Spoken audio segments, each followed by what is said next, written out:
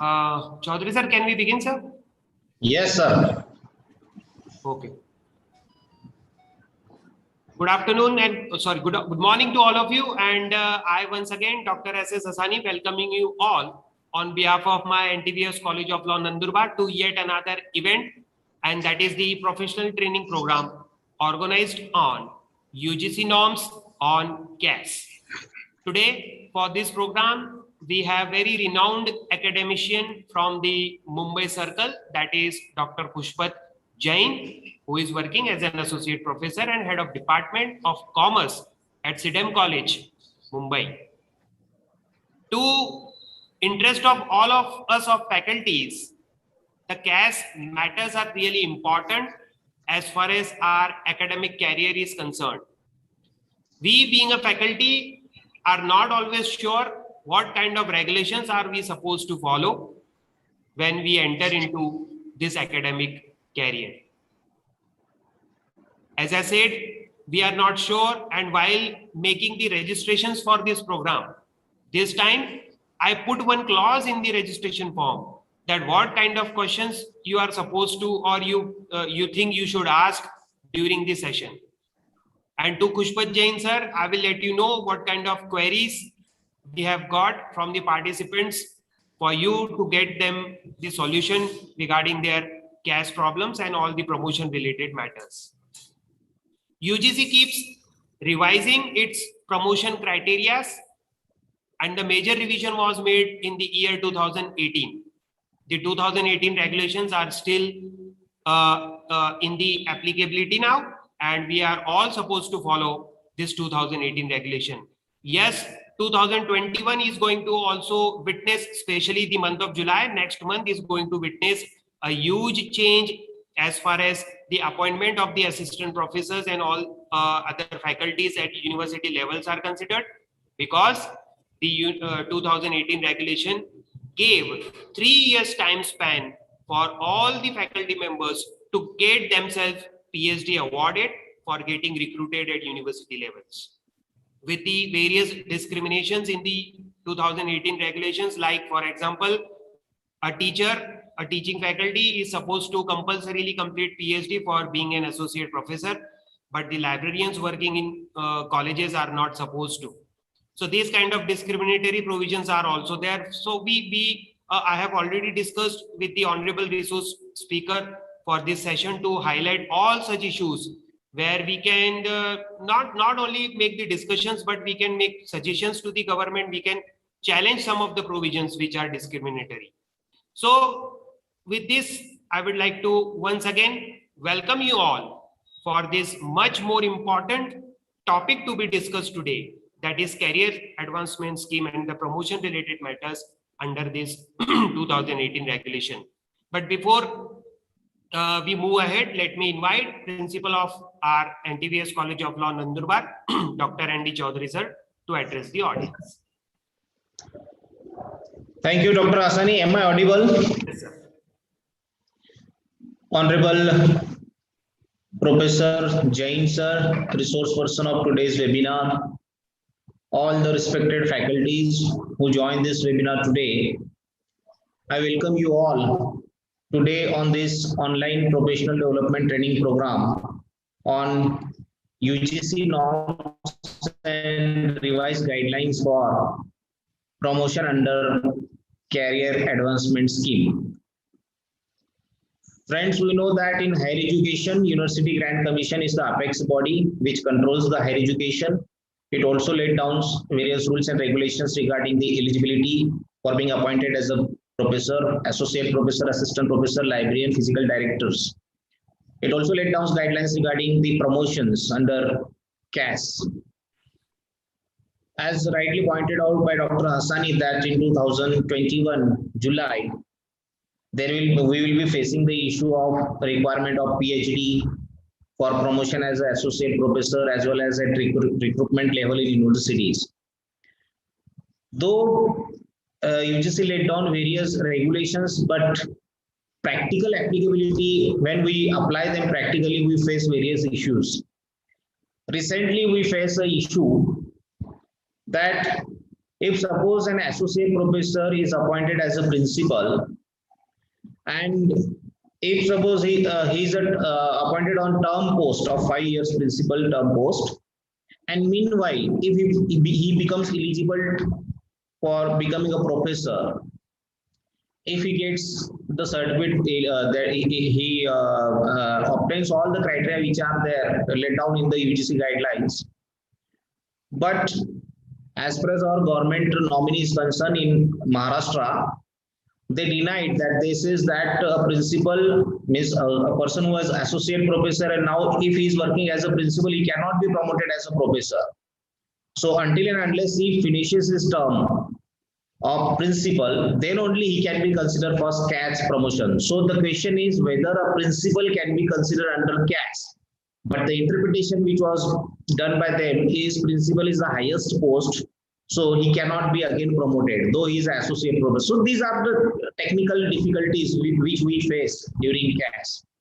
So we are fortunate that today we will be guided on various issues regarding CAS. Resource person Honorable Dr. Pushpat Jain sir, who is a head of the department and associate professor at Sydenham College of Commerce and Economics, Mumbai, will definitely guide us on this issue. So I welcome you all on behalf of NTVS College of Law, Institute of Legal Education and Research, Nandurbar, Maharashtra. I am thankful to my management, particularly Honorable Advocate Rajendraji Raghuvanshi, who promote us for conducting various national, international events. So I request you all again that please be with us till the end of this training program. Thank you. Yeah, thank you, sir. Yes, as rightly pointed out by Dr. Andy Chaudhary, sir, that there are some issues which are to be clarified, and that will be only clarified if we all, being faculty, get unite together and somehow approach to the policy makers that these kind of regulations need to be addressed by them, so that we can get the solution at the proper level. So as I said you, this session is going to be really beneficial for those, and though there are today only limited number of participants I can see in the participant list, but these are all who are somehow interested to know about their positions in their academic career regarding the promotion schemes and all that under CAS. And there are some who are really going to address today in front of all that what kind of problems they are facing during their promotions. Jain sir, before I welcome you, let me just highlight you what kind of the queries I have received during the registration form. The most important query which I have received from so many participants is that what will happen after July 2021 about the recruitment at the university level. Then second, what kind of regulation a lecturer needs to follow, whether he has an option to follow 2016 regulation or 2018 regulation. Then some are asking who are working in unaided colleges, non-aided colleges, that whether a professor or a faculty working in an unaided college needs to go for CAS. If yes, what will be the benefit? Then somebody is asking that why this discriminatory provision is being made for librarian not being an associate or not being a PhD and still can go for an associate, but a lecturer cannot. Then some have asked about whether the online FDP or training programs conducted by under the scheme of Pandit Madan Mohan Malviya and conducted by the UGC HRDCs will be counted for their CAS. Some are asking whether the national webinars, international webinars will be counted under the CAS. So sir, there are ample of questions like this, which I am sure you are going to properly have a solution for that in front of our audience. And still, I would like to announce to all of you that even if you feel in between, when Jain sir will be addressing, in between you feel to ask any question, you have an option of raise hand in your mobile or whatever device you are using. That option you can use, or otherwise I will enable the chat box also. So you can type your queries in the chat box. Please avoid the chats like very interesting session, very nice session, so that I can go through the questions which are genuinely asked for this CAS purpose only. So yes, now it's time to welcome our guest, Dr. Khushpat Jain sir. But before I invite him to deliver his talk, let me just introduce to him in front of you all. Dr. Jain Khushpat Sukanraj Basiben. Qualification: he has done DLIT, Honorary, PhD, MBA, MCom, MA, SET and UGC NET. His designation presently as in charge Director, Government of Maharashtra State Institute of Administrative Careers, SIAC Mumbai, Project Coordinator, SIDEM Faculty Development Center Mumbai, Associate Professor, Government of Maharashtra SIDEM College of Commerce and Economics, Mumbai. Is the Chairperson, Board of Studies, Commerce and Management, Dr. Homi Bhabha State University, Mumbai. He has teaching experience of nearly 27 years. Research experience under him, 5 PhD and 24 MPhil awarded under his guidance. He has completed 5 minor research projects funded by UGC and University of Mumbai. He has published more than 60 research papers. He has authored more than 40 books on the subjects like management, marketing, foreign trade, financial services, and so on. He has organized 20 induction programs, FDPs, research methodology workshops under PMMM NMTT, MHRD. He has worked for 9 years as a IQAC coordinator and secured grade A for the institution. As far as his administrative experience is considered, he has been VC nominee, Joint Director nominee, and special appointee for the Office of Honorable Education Minister, Maharashtra State.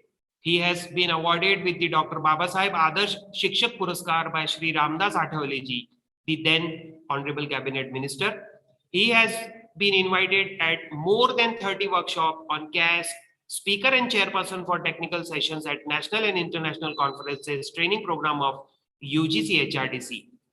So this was not, I could say, the complete biodata or CV which I was able to read in front of you all. I have got 35 pages of his biodata, so I cannot read each and everything. But one thing I'm sure that we have got such an expertise personality today in front of you all to speak on this matter. He has huge experience in this CAS related matters.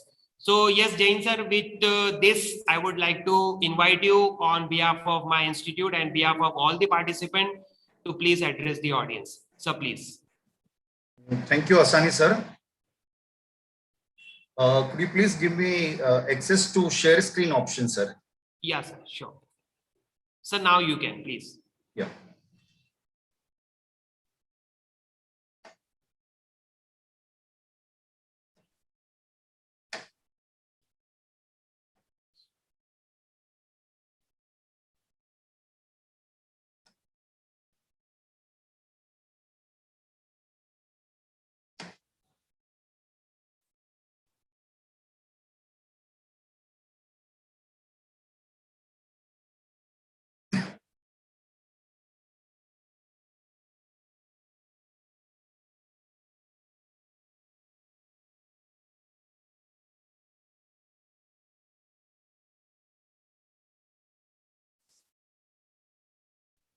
Sir, if there is an issue at your end, I can do that for you. No, sir, no. Okay, fine. Sir, is the screen visible to you? Yes, sir, it's visible.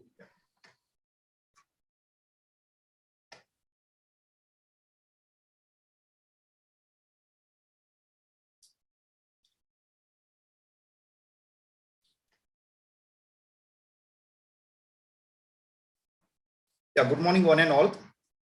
Well, at the outset, I'm thankful to the management, the Honorable Principal, IQAC Coordinator, Asani sir, and the entire teaching staff of the College of Law, Nandurbar, for giving me this opportunity to interact with teachers on a very important and crucial issue, that is CAS promotion, which has invited more controversies, rather than simplifying the entire process of promotion of teachers.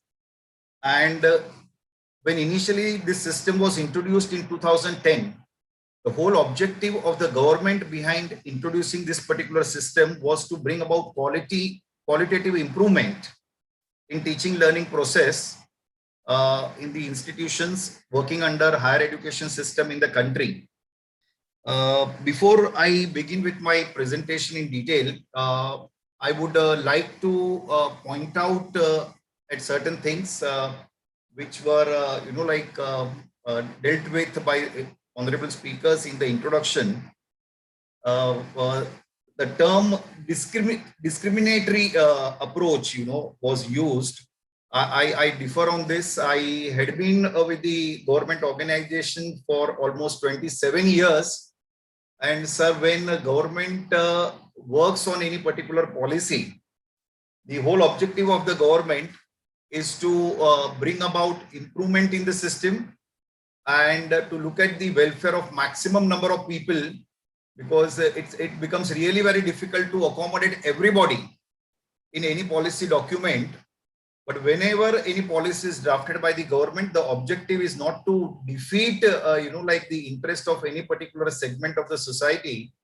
So when a particular policy is drafted, there is a committee, and the committee consists of people from diverse backgrounds, and you have to take into consideration the views and opinions of everyone. And behind every condition that is put in any particular policy document, there is some or the other logic behind putting those conditions. But of course, I must admit that the policy documents are, drafted by human beings. They have their own perspectives, their own views on different issues. And the committee chairperson also has to accommodate all these views and opinions of people in the policy document. And this is bound to create some kind of imbalance, in the policy document. But over a period of time, in case these things are pointed out to the government in the right manner, the government definitely takes into consideration them, and whatever anomalies are there, whatever deficiencies are there in any policy documents are definitely taken care of by the government. But you need concentrated efforts for the same. And each person, rather than thinking that some other person will do something for your benefit, don't do that. Each one of us, wherever you get affected by any of the policy of the government or any of the conditions which are put in by the government, especially with related to your service condition, if you write to the government, they definitely will respond to it. And this 2010 amendment, when it was brought by the government, the objective was basically to improve quality and the contribution of teachers to knowledge enhancement in the economy. But somehow, the purpose was defeated, because many of our teachers, they started focusing more on publishing research papers and attending seminars, conferences. There was a kind of competition, So that defeated the purpose of teaching, learning and evaluation, which was realized by the government. And while redrafting the guidelines for 7th Pay Commission for promotion, all such issues have been taken care of to a very great extent. And being into education sector, each one of us is expected to contribute to enhancement of knowledge. So even research has also been given due consideration in the revised guidelines. So all these things we are going to look into as we go through my presentation. So we begin with the presentation.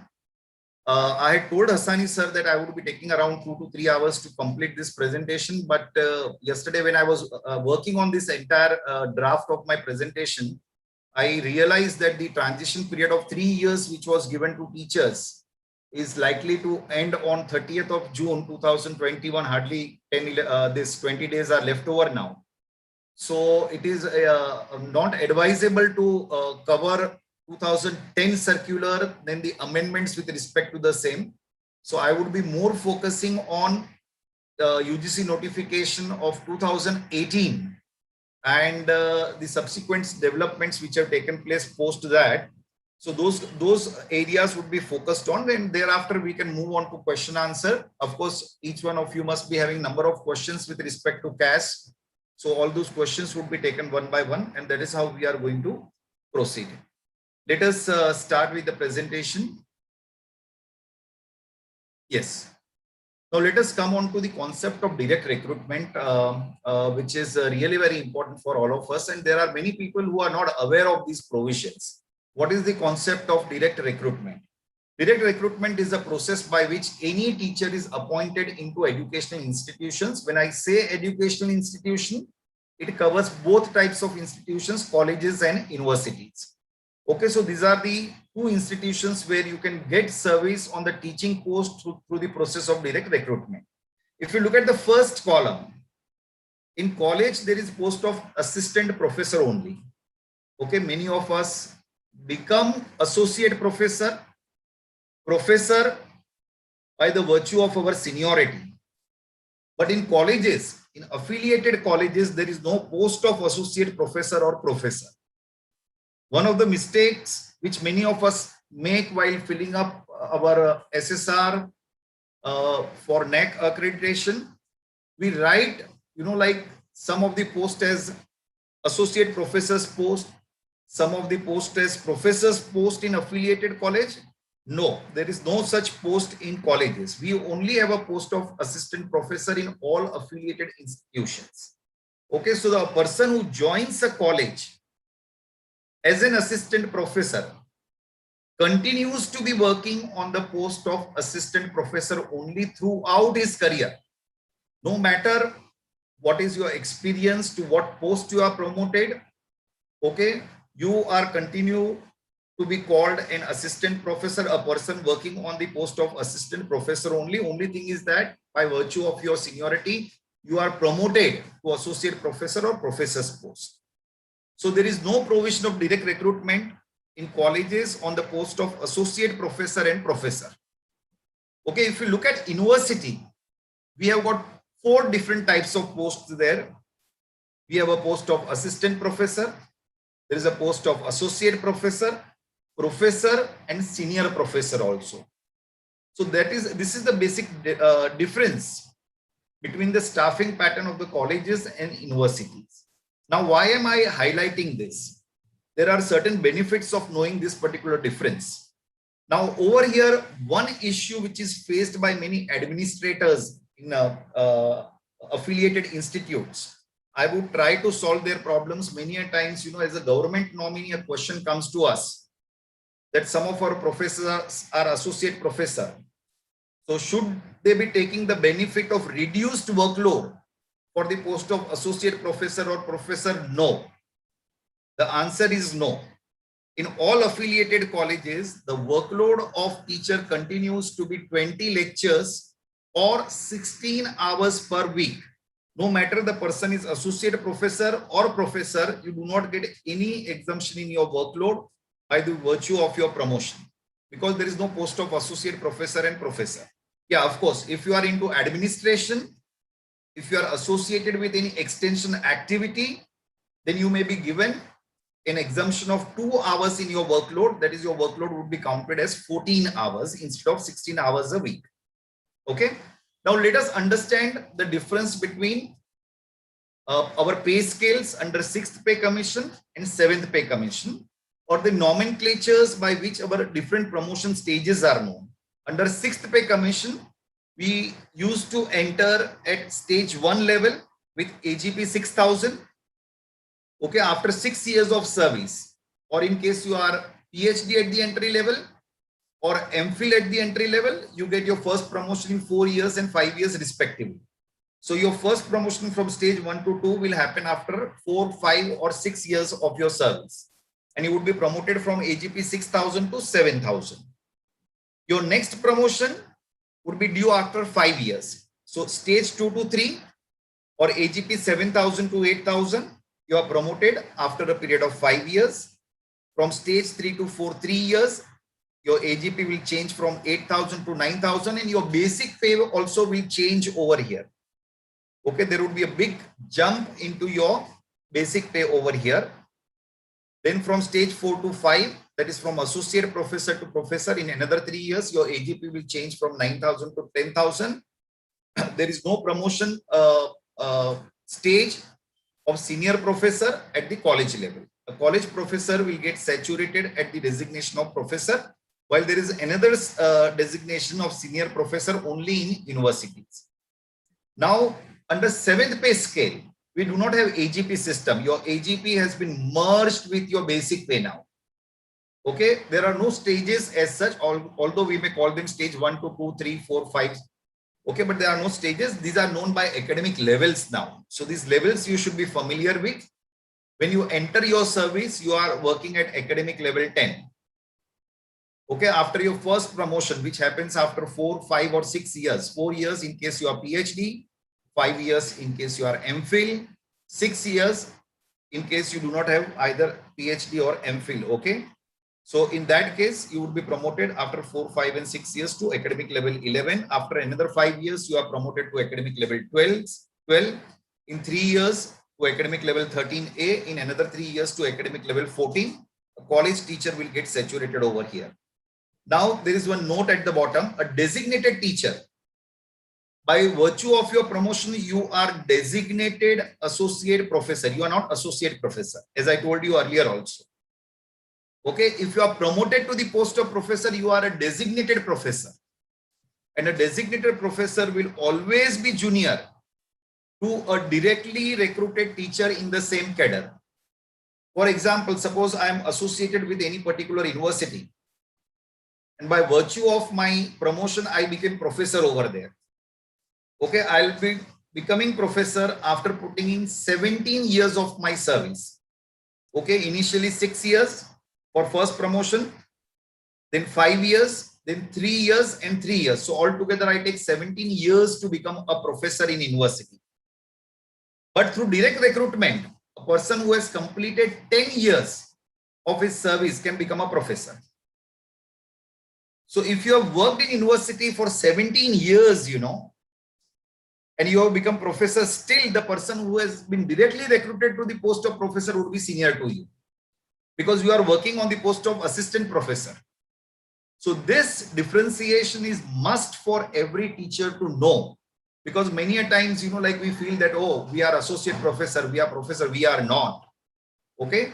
And this differentiation will help many of the young teachers who have joined during last 10 years time into teaching profession to apply for the post of associate professor, professor or senior professor in universities as and when they are advertised by the concerned universities. So do take benefit of this differentiation which is there in the post, which can get you better salary, better package, better designation in case you are working with any university. Let us move ahead. I hope this slide is clear to all of you. Yeah. Now, what are the conditions for direct recruitment to the post of assistant professor? As I told you, this post exists in both colleges and universities. All of us know minimum 55%. For a person belonging to reserved category, the requirement is 50% at the PG level. In addition to that, you should have cleared NET or SET examination. Okay, or in case you do not have NET or SET, then at least you should have completed PhD as per the minimum standards and procedures for award of PhD degree, Regulation 2009, which were subsequently revised in 2016. For the post of associate professor, now this exists only in universities. Okay, if you are working in college, you are promoted to the level of associate professor, okay, after 14 years of your service. Okay, here, in case you have completed 8 years of your service, you can directly apply for the post of associate professor. So there is a big difference, there is a difference of almost 6 years in being an associate professor at the university through direct recruitment, or being an associate professor in affiliated colleges through the virtue of your promotion. So you all should know this differentiation, and if any time the post of associate professor is advertised in university, you can always apply for the same. Even people who are working in the university on the post of assistant professor, if you have completed 8 years of your service, you have to make an application rather than waiting for you to become associate professor after 14 years of your service. So in case you want to apply for direct recruitment, for the post of associate professor through direct recruitment, Anybody who has completed 8 years of teaching either at college level or at the university level can directly apply for the post of associate professor. What are the requirements? Good academic record with PhD in concerned, allied, relevant. See over here, I have marked 2 words in red, allied and relevant. Okay, previously your PhD in concerned area used to be valid. Okay, in case you have done your PhD in some allied subject or subject which is relevant to your teaching, okay, it was not considered for the purpose of appointment or for the purpose of 3 increments which you used to get under 6th pay commission. That particular degree was not valid. But now UGC has clarified that PhD in any area which is directly related to your area of teaching, which is allied to it or relevant to it, okay, they all should be taken into consideration. So all types of PhD which are directly or indirectly related to your teaching profession would be taken into consideration. Okay, master's degree with minimum 55% that all of you must be having, because you all would be assistant professor. In case you are applying for the post of associate professor, naturally the minimum requirements would be there at your disposal. 8 years of teaching experience instead of 14 years, okay, which it takes through the process of CAS. You require minimum 7 publications in peer-reviewed or UGC listed journals. Okay, previously in the 4th amendment, they had specified only journals listed in UGC care list.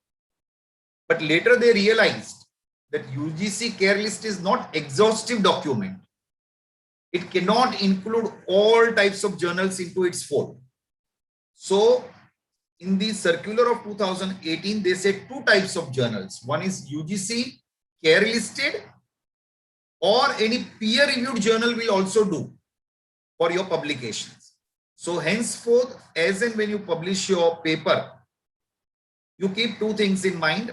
Either your journal is listed in UGC care list or it has to be a peer review. Now, what is a peer reviewed journal? The best way to identify peer reviewed journal is that is the word peer reviewed is there in the nomenclature of that particular journal or not. In case it is not there in the nomenclature of the journal, then has it been mentioned on the first page of the journal whether it is peer reviewed or not? Because there are many fake journals which have come up.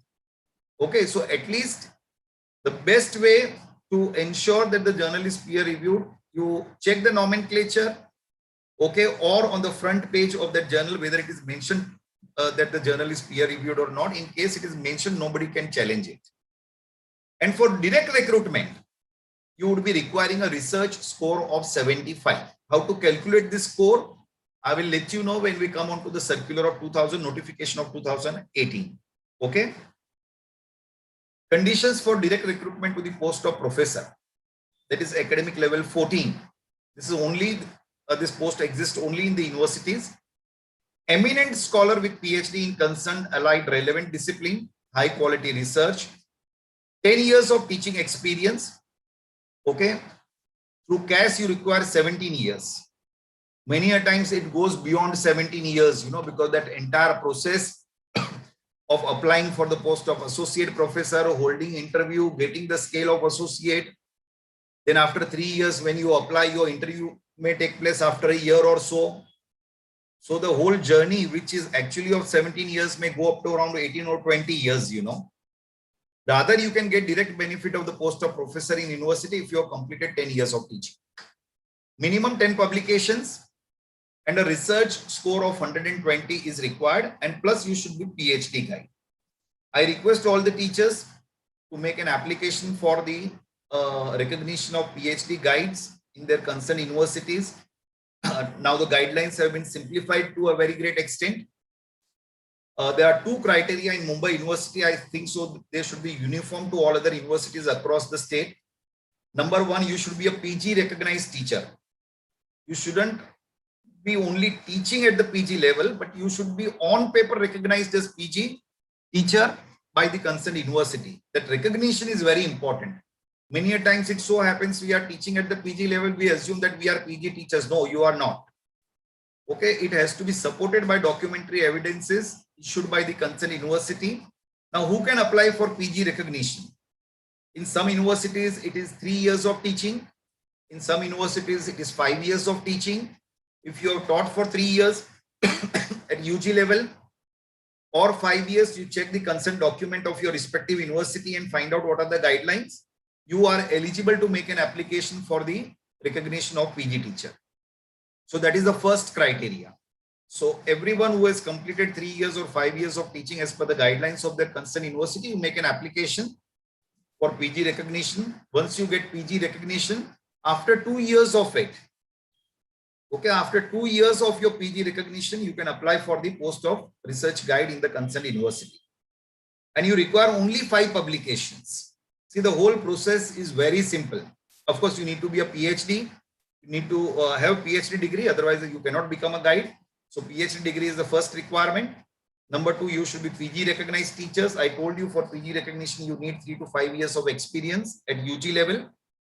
And once you are PG recognized, 2 years after that, you can make an application for recognition as a research guide. You require only 5 publications, okay, for recognition as a PhD guide. So you all should take benefit of it. Senior professor. There is a post of senior professor also in universities. Okay, this is level 15. Only 10% of the post of professors, okay, can be converted into senior professor. That is an administrative matter. We did not to look into this.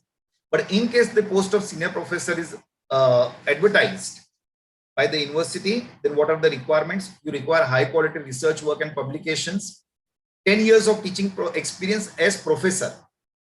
So you need to be professor first in order to become a senior professor. So many of us, like in case, unless until we become professor, we cannot take benefit of this. 10 best publications in peer reviewed or UGC listed journals. Award of PhD degree under your guidance to at least 2 students during the last 10 years of your tenure as a professor. So these are the basic guidelines, okay, which are required for direct recruitment. You can also make an application to central universities. All of you must have heard of central universities. So in case all these posts are advertised by central universities, like it is a matter of great honor for you to work or associate with any central university. Plus the financial benefits which you get in the central universities is much more in comparison to what you get in the state universities. So you can also, anybody who is willing to, shift to areas where central universities are located in the country. And if you have got enough of your research work and all that, you people can take benefit of all these posts in central universities rather than in any state university. Okay, what are the qualifications for the post of principal? You require PhD, 15 years of approved teaching experience, 10 publications in peer reviewed or UGC listed journal, and a research score of 110. Okay, a principal is appointed for a tenure of 5 years, which can further be extended by 5 years on the basis of your performance assessment by 2 members committee. One would be nominee of vice chancellor and other would be nominee of the chairperson of UGC. Okay, once you complete your tenure of 5 years or 10 years as a principal, you will go back to your respective post on the same pay scale. Conditions for validity of PhD. As I told you that your PhD should be valid as per UGC regulation dated 2009, which was revised in 2016. What are the guidelines? PhD through regular mode with a minimum duration of 3 years. Okay, previously it was 2 years. Now it has been made 3 years. And previously there was no maximum limit, like there were many incidences, people were registering for PhD and the guide had to run after PhD candidate, like in order to get PhD completed. So now that has been done away with by UGC. Now there is an upper cap in terms of the time limit within which you have to complete your PhD. The maximum limit is 6 years. Now the question is, what in case a candidate fails to complete his or her PhD in 6 years after registration? 6 साल में नहीं हुआ तो what are the options available? Number 1, the Honorable Vice Chancellor of the concerned university has a right to extend this tenure by another 6 months or a year at the most. Okay, that is the discretion of the Honorable Vice Chancellor. In case extension is not granted, then your registration will lapse. You need to again register for PhD complete tenure of 3 years, and post these 3 years, you can submit your PhD thesis. So those who are pursuing their PhD, ensure that you try to complete within the time limit allotted to you. Evaluation of PhD thesis by 2 external examiners. There has to be open viva. You have to publish 2 research papers based on your PhD research topic, of which one must be in refereed journal. 2 papers should be presented in seminar and conferences which are funded by any of the government body, or in case it is private body, it has to be a recognized body. So henceforth, the conferences, seminars which are privately organized by any educational institution may not be taken into consideration. In case you have to organize any seminar and conference at the institutional level, okay, what you can do is that the simple way to give benefit of such conferences and seminars to participants is to write to your concerned university that you want to organize seminar conference in collaboration with your concerned university. Most important point here is that there will be no financial burden on the university. The moment you write there is no financial burden on the university will grant you the permission to organize seminar or conference. So all such seminar and conferences which are supported or collaborated with any government body would be taken into consideration, okay, for the validity of PhD, even for the consideration of research papers and all that. These conferences and seminars are to be supported by any government agency. Let us come on to the circular of 2010. Asani sir, I'll just take a minute. A call is coming. Just give me a minute, please.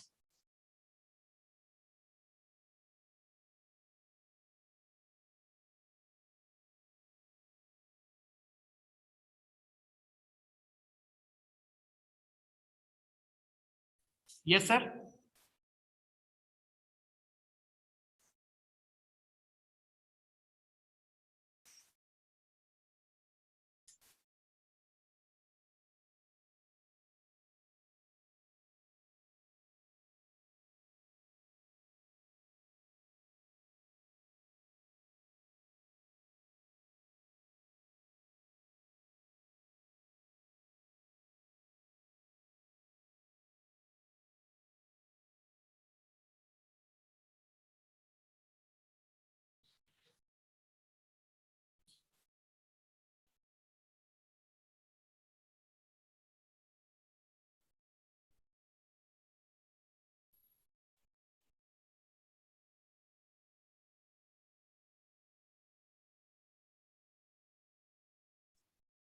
Yes, sir. Okay, now this performance-based promotion system was introduced by government in 2010 under 6th pay conditions. This GR was notified by UGC on 30th June 2010, which was accepted by our government on 11th February 2011, but it was retrospectively implemented by government of Maharashtra from 30th June 2010. Thereafter, there were 4 amendments in this particular notification, but first 3 amendments were not that effective because there was too much of confusion. They introduced cap, they modified some of the provisions and all that. But the 4th amendment, which was introduced in 2017, it affected the calculation of API. Otherwise, there is no difference between the previous notification and amendment which was introduced in 2017. The only area which was affected was the calculation of API. Okay, so we used to look at the circular of 2010 for calculation of API from 2010-11 to 2016-17. Okay, then from 17 onwards, we started following the 4th amendment. Okay, now this particular amendment, which was introduced in 2017, was valid for 3 years, that is, was valid for 1 year, that is 17-18.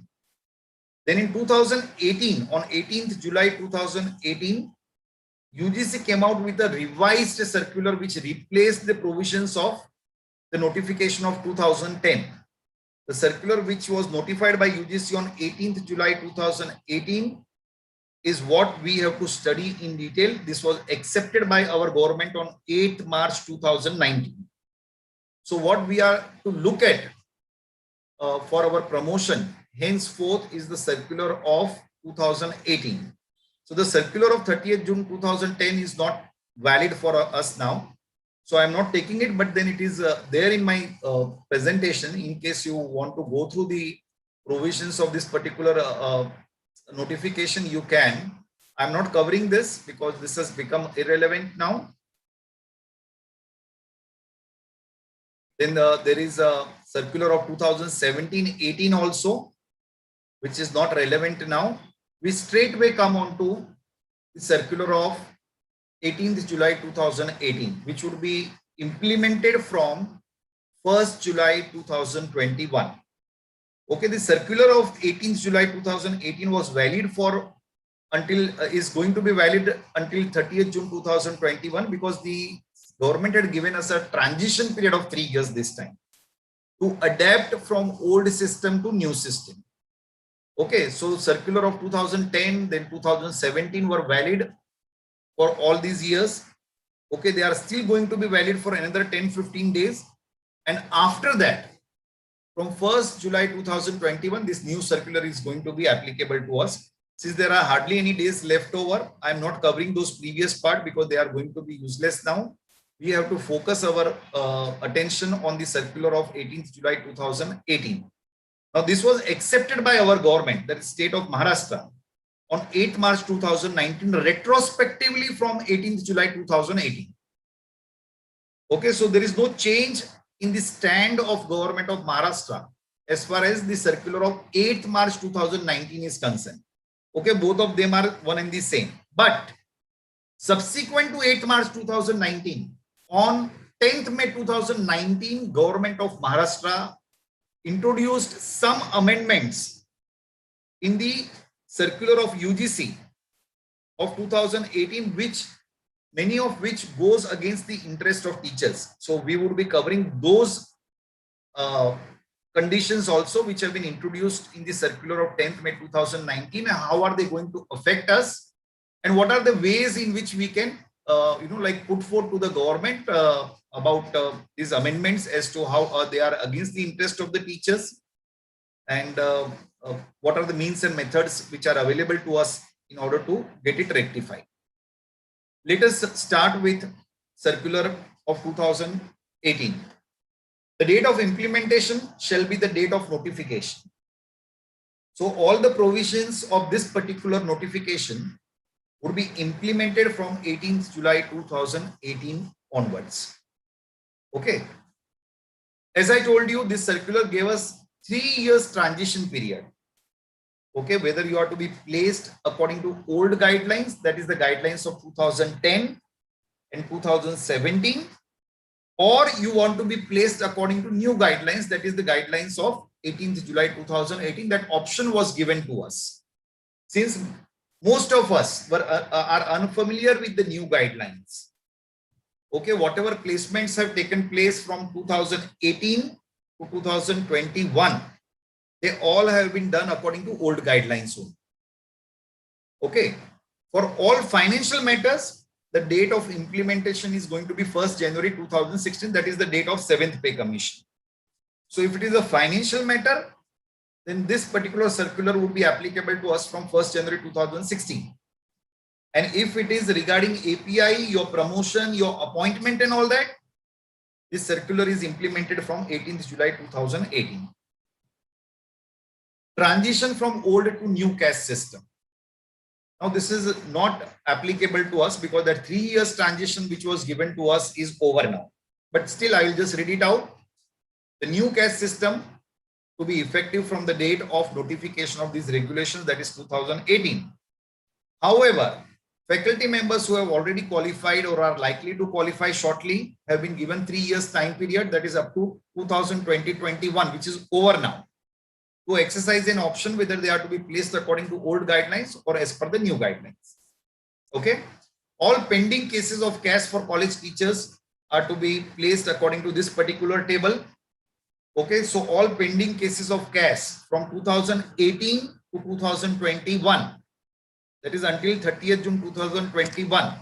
Okay, all pending cases are to be placed according to this guidelines. Now, according to UGC guidelines, you don't require any points in category 1. You don't require any points in category 2 for pending cases. Okay, you require points only in category 3. For stage 1 to 2, you require 20 points. Stage 2 to 3, you require 50, 3 to 4, 45, and 4 to 5, 60. Okay, but this all is now not relevant, so I'm not going in detail. For university teachers, you require API in category 3 only, 40, 100, 90, and 120.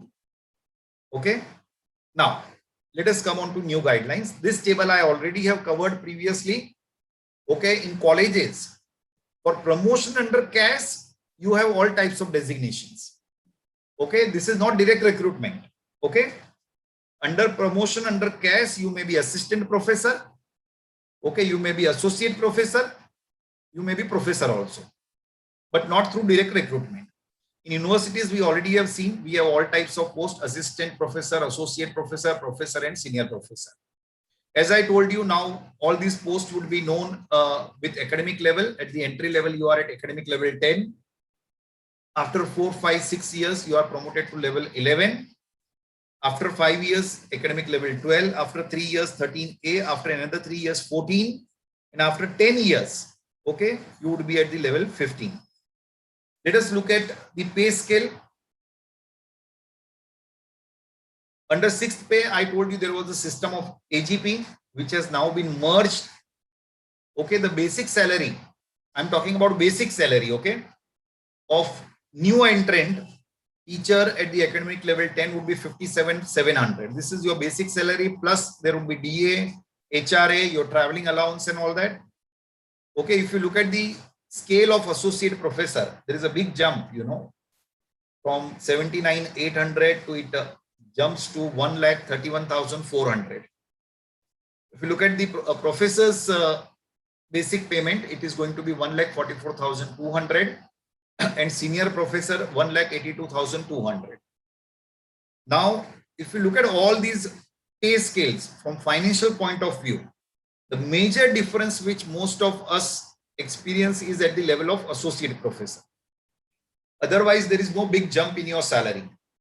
Even from associate professor to professor, we see a huge difference, but that difference is irrelevant because you take 3 years to be promoted to the level of professor, right? So in these 3 years, by the virtue of your yearly increments, okay, you would be very close to the figure of 1,44,200. Your yearly increments come to around 4,000 rupees a month, your yearly increment.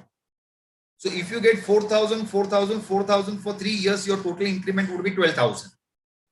1,31,000 plus 12,000, it comes to around 1,43,000. So you are very close to the basic salary of professor by the time you are likely to be promoted to the level of professor.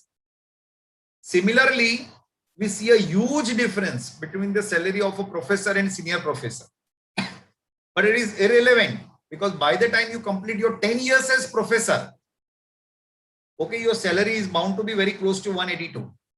So don't think that there is a big jump in terms of salary, but of course your designation changes. Okay, so that is the only benefit which you get. If you look at all these posts in terms of financial matters, it is the post of associate professor which is going to matter a lot. Otherwise, no other promotion is going to bring about a big change in your salary. Further, mandatory requirements of PhD. PhD is going to be a mandatory qualification for promotion to the post of associate professor and professor in colleges. Previously, this condition was there only for the post of professor. Okay, now it has been made mandatory even for associate professors in colleges. This I am talking about promotion, okay, not direct recruitment. Then promotion to the post of assistant professor, that is academic level 12 or AGP of 8,000. Colleges may, for the AGP of 9,000, you need to have PhD henceforth. So those who are due for the promotion in colleges to the level of associate professor, they all will require PhD. And in universities, those who are due for the promotion to the level of academic level 12, they all will require PhD. Academic level 12 is the level of AGP 8000.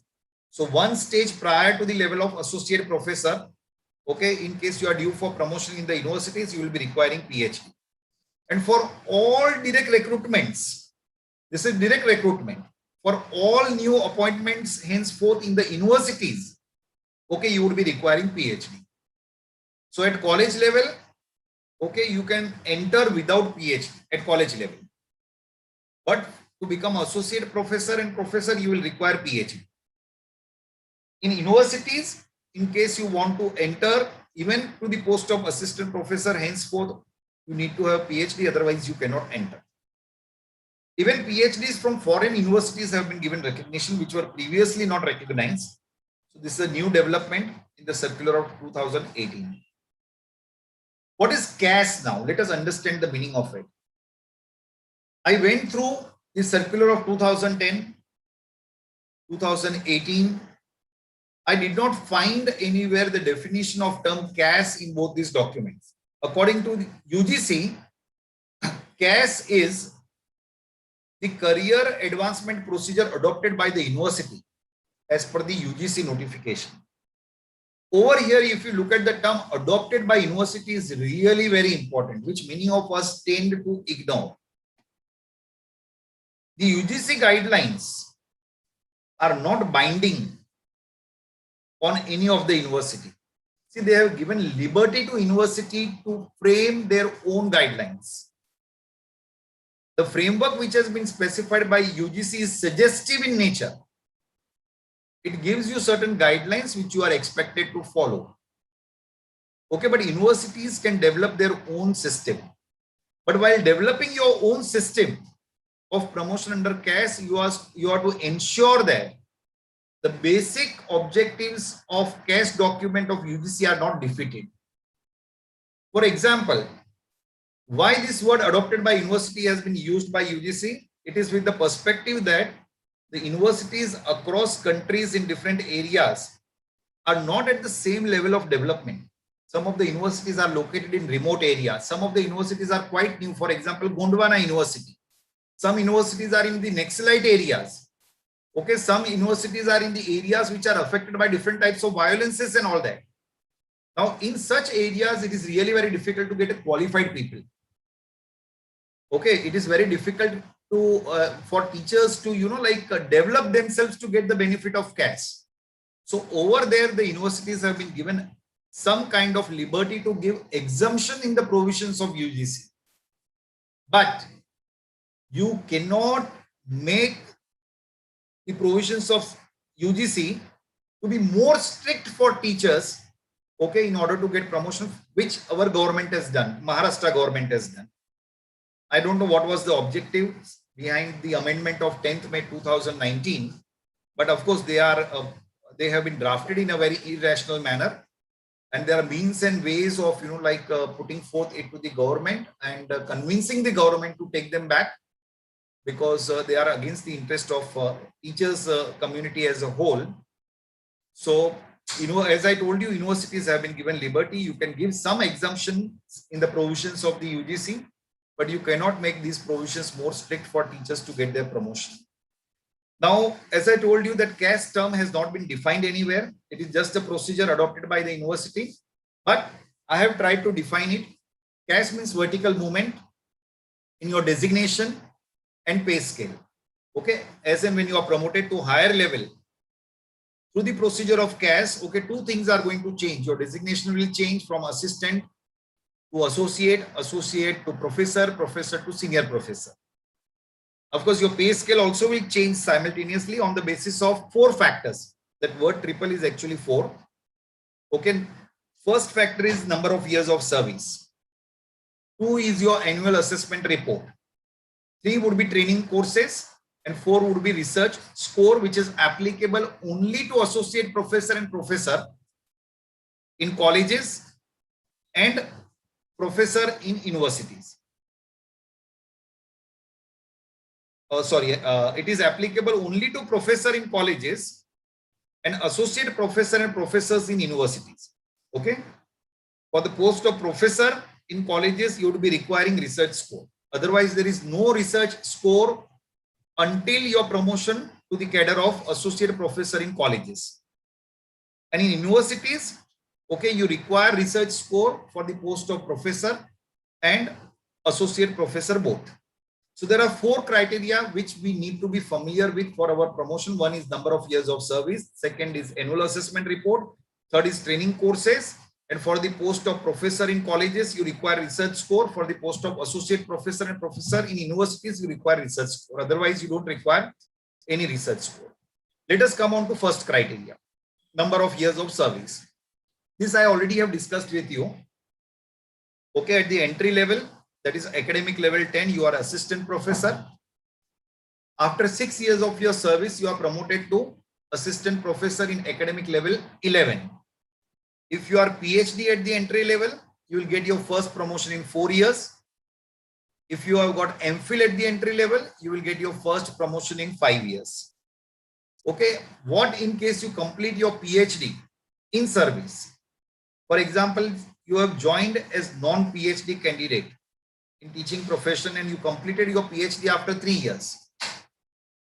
Still, you will get benefit of your promotion after 4 years. So if you complete your PhD anytime before the completion of 4 years, then your promotion will happen in 4 years. So it's not so that in case you have PhD only at the entry level, you are given this benefit of promotion in 4 years. Okay, you get this benefit even if you complete your PhD anytime before the completion of 4 years of your service. What in case you complete your PhD after 4 years of joining of service, but before 6 years? In that case, okay, as and when you complete your PhD, you would be promoted. For example, I joined teaching profession without PhD. I completed my PhD in 4.5 years. So as and when I complete my PhD, I will get my first promotion. So in case you have PhD at the entry level, or in case you complete your PhD in service before completion of 6 years, means after 4 years, but before completion of 6 years, okay, you would be given benefit of it in your placement. Your next placement will happen after 5 years. Okay, there is no concession in this. All of us are going to be at par after that. Okay, so once you are assistant professor at academic level 11, from 11 to 12, you will be requiring 5 years. From 12 to 13A, you require 3 years. From 13A to 14, you require another 3 years. There is no post of senior professor in colleges. Second criteria is of annual assessment report. Now, which is a very important document, and UGC guidelines has not specified any specific format of AAR. They have said that AAR format is to be developed by IQAC of the concerned institute. Okay, I have developed one format for my institute, which has been implemented by many colleges wherever I have taken workshop. If you feel that this particular format is conducive to your institute, you also can follow with this follow the same format.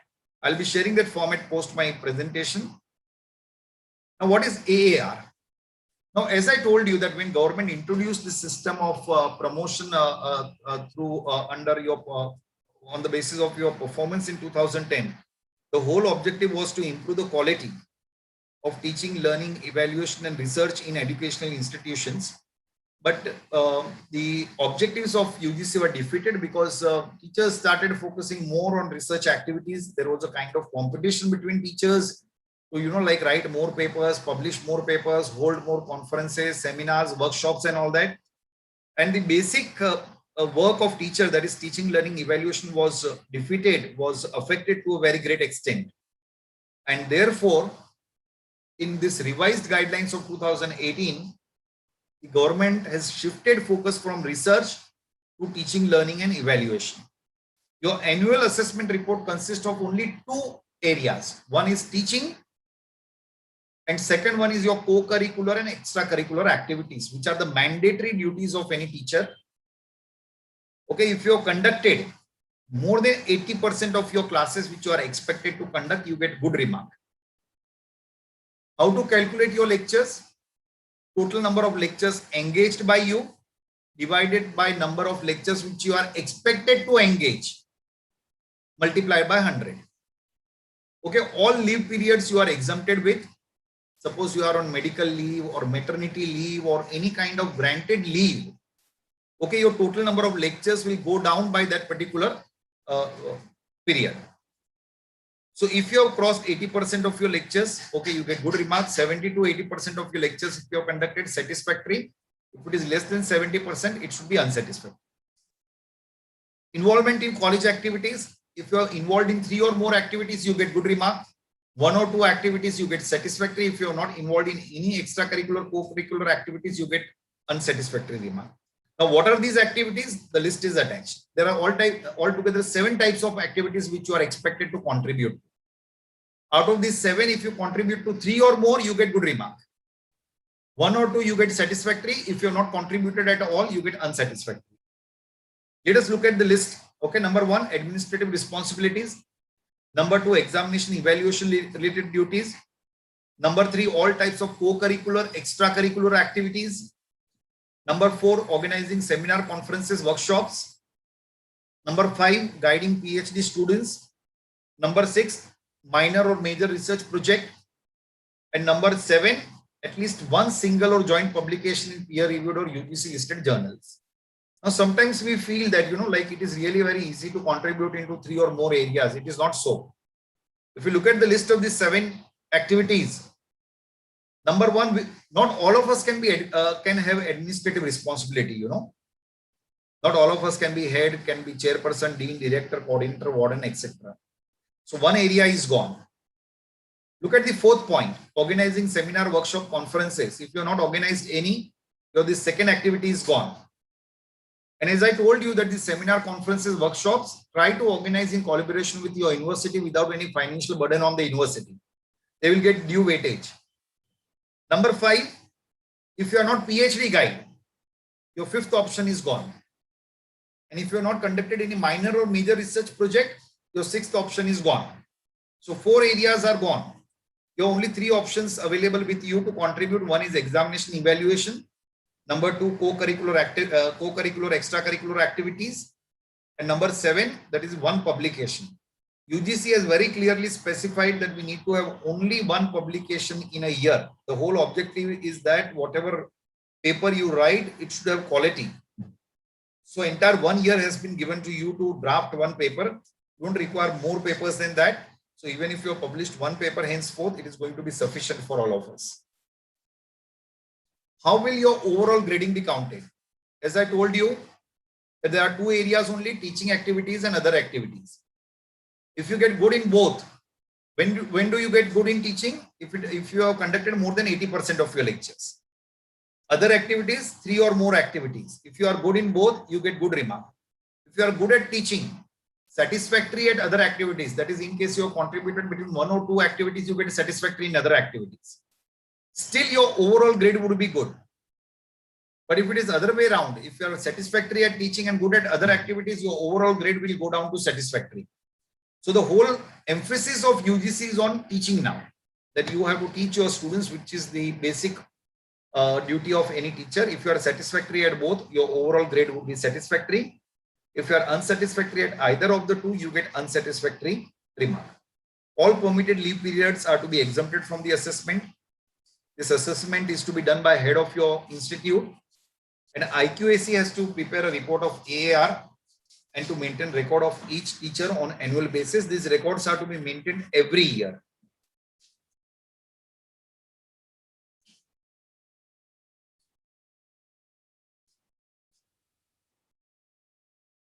Okay. Now, when you are due for your placement, okay, your annual assessment report of all preceding years would be taken into consideration. As I told you that you get your first promotion from stage 1 to 2 or academic level 10 to 11 over a period of 6 years. If you are PhD, you get promotion in 4 years. If you are MPhil, you get promotion in 5 years. So in minimum 3, 4 or 5 preceding years out of 4, 5, 6, you should have satisfactory or good remark in your AAR. For example, suppose you are PhD at the entry level, your first promotion will happen in 4 years. So out of these 4 preceding years, in minimum 3 years, you should have good or satisfactory remark. Here also you have been given exemption of 1 year. That in 1 year, in case it is unsatisfactory for some reason, still the same has been condoned by the UGC. Okay, in minimum 3 years out of the 4 preceding years for a PhD holder, in minimum 4 years out of 5 preceding years for MPhil holder, and in minimum 5 out of 6 preceding years for other candidates, okay, you should have satisfactory or good remark in your annual assessment report. For your next promotion, you take 5 years. Out of these 5 years, in minimum 4 years, you need to have good or satisfactory. For associate, period is 3 years. In minimum 2 years, okay, you need to have good or satisfactory remark. For professor, you need 3 years. Again, out of these 3 years, you should have good or satisfactory remark in minimum 2 years. That is all about AAR. We will have a small look at AAR once again. There are only 2 criteria: teaching and extracurricular co-curricular activities. This is to be maintained for all years, okay, till you are in service. If you have engaged more than 80% lectures, you get good, 70 to 80% satisfactory, less than 70 unsatisfactory. Similarly, out of these 7 activities, if you have contributed in 3 or more activities, you get good, 1 or 2 activities satisfactory, or less than or none, then you get unsatisfactory. Okay. Your overall grade would be decided on the basis of your contribution to teaching and other activities. If you are good at both, you get good. Good at teaching, satisfactory at other, okay, you get good. If you are good at other activities but satisfactory at teaching, your overall grade will go down to satisfactory. If you are satisfactory at both, overall grade would be satisfactory, and unsatisfactory in either of 2, you will get unsatisfactory. All leave periods have been exempted. Suppose you have taken 1 year's leave, then that particular year will not be counted at all, okay, when you are due for your placement. Okay. Now, whenever you are due for your placement, all your preceding years AAR should be there. Okay. And you have been given your performance in 1 academic year in all preceding years has been condoned. Okay. If you have unsatisfactory remark in 1 of the years, okay, which are taken into consideration for your placement, that would be condoned. But in remaining years, you need to have good or satisfactory remark. So UGC had been really very kind enough to, have performance in your AAR report. Third area is training courses. Now, for your first promotion, that is from academic level 10 to 11, as per new guidelines, induction program of 1 month has been made mandatory. What is induction program? See, generally you go to any industry, as and when you are given fresh appointment, okay, there is an induction training for the new entrant. And the whole objective of induction training is to make person familiar with that particular industry or the company where he or she is employed. Now, unfortunately, for a very long period of time, for teachers, there is no such induction training. Teachers previously used to enter teaching profession by just having PG degree in their hand. Okay, thereafter this NET and SET was made mandatory. Now PhD is mandatory, okay, for universities. Even for college teachers, in order to get your promotion, PhD is mandatory for associate professor and professor. But a teacher never undergoes any training regarding higher education system in the country. We never undergo any training as to what are the methods of teaching, learning, evaluation. We are not familiar with rules and regulations, okay, which are being drafted by your state government and HRD for teachers. And therefore now induction training has been made mandatory. So anybody who is due for first placement post 1st July 2021, that is after 20 days, okay, in case you are due for your first placement, compulsorily they would be asking for an induction program, which is mandatory. If you have done your induction program, okay, you are exempted from orientation. Orientation is generic in nature. As we all know, many of you must have completed orientation. It is common to all teachers. Previously, orientation used to be of 28 days. Now it is going to be of 21 days. So those who are due for their promotion post 1st July 2021, they would be requiring induction program mandatorily. If you have done your induction, no need for you to do orientation. But if you have done orientation, still induction is mandatory. So induction you have to have in order to get your first promotion. In addition to that, you require one refresher course, research methodology workshop of 14 days, which was there earlier also, but it was of 21 days. Now the number of days have been reduced to 14. Orientation was of 28 days. Now it has come down to 21. But induction has been made mandatory. UGC had been kind enough now to recognize the problems of female teachers over here attending any program for 14 days, for female candidates may become difficult sometimes. So instead of 14 days, okay, you can attend any short-term courses of 5 days each, but you have to attend 2 courses in lieu of 14 days program. So either you complete one refresher course or research methodology workshop of 14 days at a stretch, or you can split this into 2 programs of 5 days each. Okay, if you cannot attend one program of 14 days. If it is not possible for you to attend 2 programs of 5 days each, you can very well, complete your training through MOOCs programs, which is completely online. Okay, MOOCs course with e-certification or e-content development program in 4 quadrant. Okay, so and a number of options are given in training area also. So induction is mandatory. Okay, you have to do orientation and refresher. If you have done your induction, orientation is not required. But if you have done your orientation, induction is still mandatory. If you cannot do a refresher course or research methodology workshop of 14 days, you can do 2 programs of 5 days each. If you cannot do that also, you can complete 1 course in MOOCs.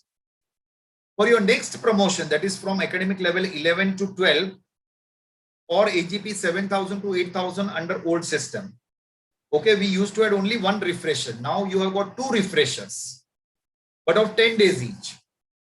Okay, so you have to do 2 refresher program, research methodology workshop, syllabus upgradation program, teaching learning evaluation program of 10 days, and you have to do 2 such programs. If you cannot do 2 programs, then you have to do 4 programs of 5 days each.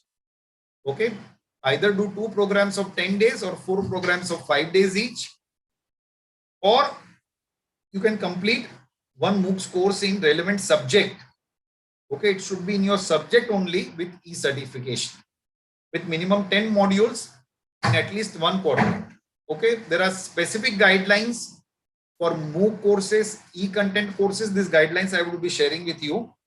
Okay, and you need to have a separate workshop for this as to how to register for MOOCs programs, what are the guidelines, how you can complete your evaluation, how do you get your certification. It's a long process.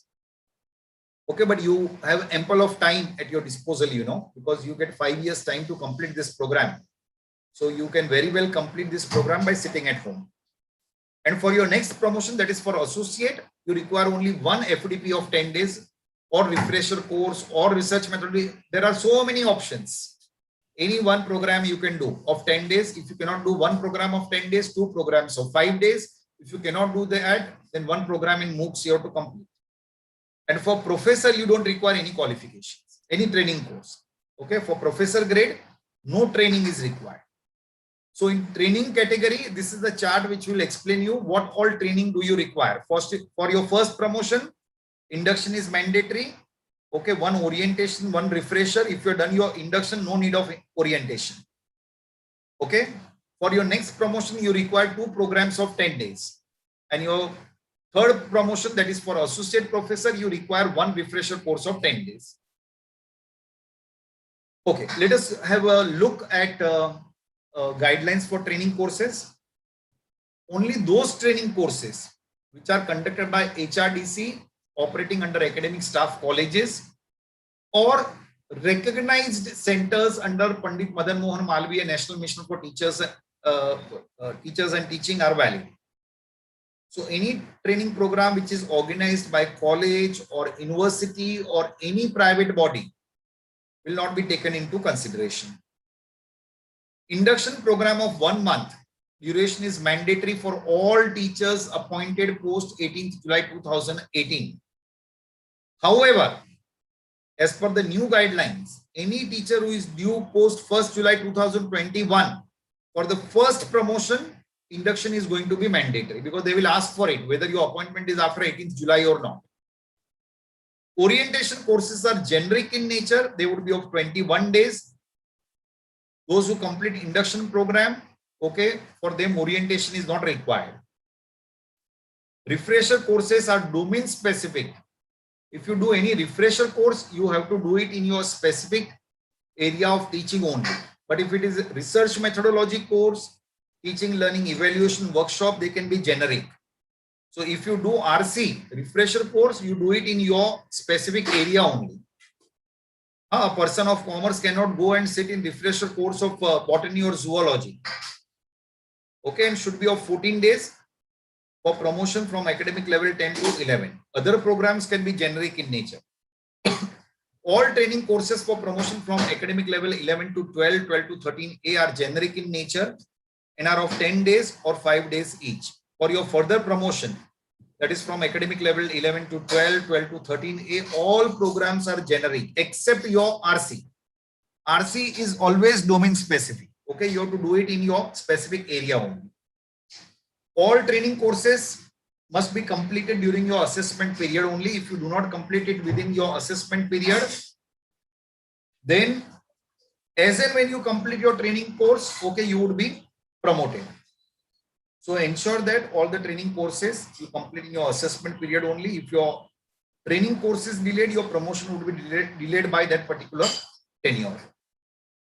Ideally, there has to be a gap of 1 year between any two courses of 10 days each. Okay, if any program is of 10 days, try to keep a gap of 1 year. And if programs are of 5 days duration, ideally you should have a gap of 6 months between two programs. Okay, now this provision has been made long back by UGC so that teachers who are due for their promotion, they all get benefit of training courses. Otherwise, if you keep doing one program after the other, people who deserve or those who are like due for their promotion, they may not get a chance because there is a limited capacity of 40 candidates for each program. So from that perspective, this provision has been made that there has to be a gap of 1 year between two courses of 10 days or more and gap of 6 months between two programs of 5 days or more. In case you are overdue for your promotion, okay, then this gap can be condoned at the discretion of joint director or his or her nominee. Okay, in case you are overdue for your promotion, you have not done your programs, your training programs on time, then this gap which is required can be condoned at the discretion of the joint director or his or her nominee at the time of interview. So 3 areas we already have covered. One is number of years of service. Second is annual assessment report. And third is training courses, which are mandatory for all types of promotion. You don't require any training for the post of professor. Okay. Now let us come on to research score. Okay. Now, as I told you, you require research score for promotion. I am talking. Okay. Not for direct recruitment. Direct recruitment, we already have seen that you require points. Okay. But for promotion at the college level, okay, you would be requiring points only for the promotion to the cadre of professor. You don't require any research score even for associate professor. And in universities, you require research score for the post of associate professor and professor both. Okay, how much points do we require? Let us look at this particular chart, which will clarify all this.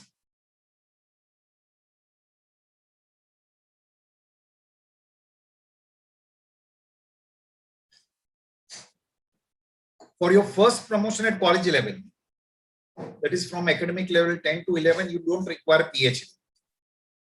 Your second promotion, which happens in 5 years, you don't require PhD. But for associate professor, that is from academic level 12 to 13A, you require PhD. For professor, you require PhD. In addition to PhD, okay, as I told you that at college level, for the post of professor, you require research score. You don't require any research score for your promotion from 10 to 11, 11 to 12, 12 to 13A. If you see all these 3 boxes, all are blank. For professor, what all you require? You require minimum 10 publications in peer-reviewed or UGC listed journal, of which minimum 3 should be in your assessment period. Now, what is my assessment period? Suppose I have become associate professor in 2017. So I would be due for the post of professor in 2020. So between 17 to 20, I require minimum 3 papers. And remaining 7 papers could be during my entire career. So altogether 10 research papers you would be requiring, but they should be in peer-reviewed or UGC listed journals, of which minimum 3 should be during your assessment period only. That is from 17 to 20, which is my assessment period. And research score of 110 during your entire assessment period. Your assessment period is of 3 years only. Keep it in mind. So you would be requiring 110 score during your assessment period. Now, why this provision has been made? So that teachers will run behind points and score in research category only when they are due for the post of professor. Uske pehle you won't require any research score. Okay, as we have seen, at the most you require 1 research paper during the entire academic year. Right? That is in your annual assessment report, point number 7 in other activities. Apart from that, teachers are not expected to attend a seminar or conferences or write research papers, nothing. Okay, you basically have to focus on your teaching, learning, evaluation, co-curricular, extracurricular activities, that's all. When you are due for the post of professor, एक बार associate हो गए. After that, okay, you have to start collecting points for the post of professor, and during this tenure of 3 years, you require 110 score. Otherwise, you don't require any research score. Okay, 14 to 15 level is not applicable to college teachers. That is the post of senior professor, which is there only in the university. Let us look at the table for promotion for teachers in the universities. Okay, for academic level 10 to 11, PhD is not mandatory. We are talking about promotion and not direct recruitment. So for your first promotion, that is from 10 to 11, PhD is not mandatory. Subsequent to that, okay, PhD is going to be mandatory in universities. Okay. For your first promotion, if you are working at university level, you require minimum 1 publication. For your next promotion, that is from 11 to 12, you require 3 publications, which are not there, okay, at the college level. College level, no research score is required. 12 to 13A, you require 7 research publications. Research score of 70 during your assessment period, which is of 3 years, and you should have guided minimum 1 PhD student. Okay, for academic level 13A to 14, same 10 publications, of which 3 should be in assessment period, research score of 110 during your assessment period, and you should have guided PhD student. And for senior professor, okay, you require 10 best publications during your assessment period of 10 years. And at least 2 students should have completed PhD under your guidance. This is applicable to university teachers. Now, how to calculate your research score? As I told you, research score you require only for the post of professor, 110. And in universities, you require for the associate professor, that is 70. How to calculate this? For every research paper that you publish, okay, if in case you are from Faculty of Science, you get 8 marks per paper. And for commerce, humanities, social sciences, you get 10 marks per paper. Why this discrimination? Because large number of journals which are listed in UGC CARE list are from science and technology background. And there are very few journals from commerce, humanities, social sciences. So 2 marks extra have been given. Okay, publications other than research papers, for books, if your book is published by any international publisher, 12 marks. National publisher, you get 10 marks. There are no marks for local publishers. So if you are writing any local book, which is meant for the students of your university, no marks are given. Chapter in edited book, for every chapter you get 5 marks. Now when we talk about edited book, compilation of research papers is not edited book. Okay, there are many teachers, like many institutes which hold conference, collect papers from teachers and compile them in the form of a volume, call it an edited book. No, it is not edited book. Edited book is actually a compilation of large number of related articles, and there is an independent editorial board appointed by the publisher to look into those papers, okay, evaluate the quality of those papers and compile them in the form of volume. Then we call it edited book. There compulsorily should be an editorial board for it. Then only we can call it an edited book. Otherwise, just a compilation of research paper cannot be termed as edited book. Okay, if it is by international publisher and if you are the editor of that book, you get 10 marks. If it is by any national publisher, okay, if you are the editor, you get 8 marks. And if you have contributed one chapter, you get 5 marks for every chapter that you contribute. Translation work was not taken into consideration in previous guidelines. There are many teachers, who translate a research paper from one language to another. There are many teachers who translate books from one language to another language. So that has been given due consideration. If you translate a research paper, you get 3 marks. If you translate a book, you get 8 marks. In case your peer-reviewed journal or UGC listed journal, okay, has got impact factor, they have specified in Thomson-Reuters list, but this list is quite vague. There are better lists than Thomson-Reuters. Scopus is there. There are many other international compilations, okay, where impact factors are published. So generally in India, the impact factor is still a very vague concept. But in case any journal claims to have an impact factor that is given due consideration, it is not necessary. This is what I feel. And generally, when we go for placement, we don't look at the Thomson-Reuters list and all that, like while counting the marks. Like the perception of teachers differ from individual to individual. But I personally feel that, giving a tag of Thomson-Reuters for calculation of impact factor is not a right thing. And we generally don't take this into consideration. I'm not sure about other teachers. So in case your journal has got impact factor, if it is a refereed journal without impact factor, you get 5 additional points. 5 additional points, okay? So it is going to be 10 plus 5 in case you are from science background. If you are from arts, humanities, it is going to be 8 plus 5 in case you are from science background. And if you are from science, humanities, social sciences, it is going to be 10 plus 5 points. That is, you can claim up to 15 points. If your impact factor is less than 1, it is going to be 10 plus 10 and 8 plus 10.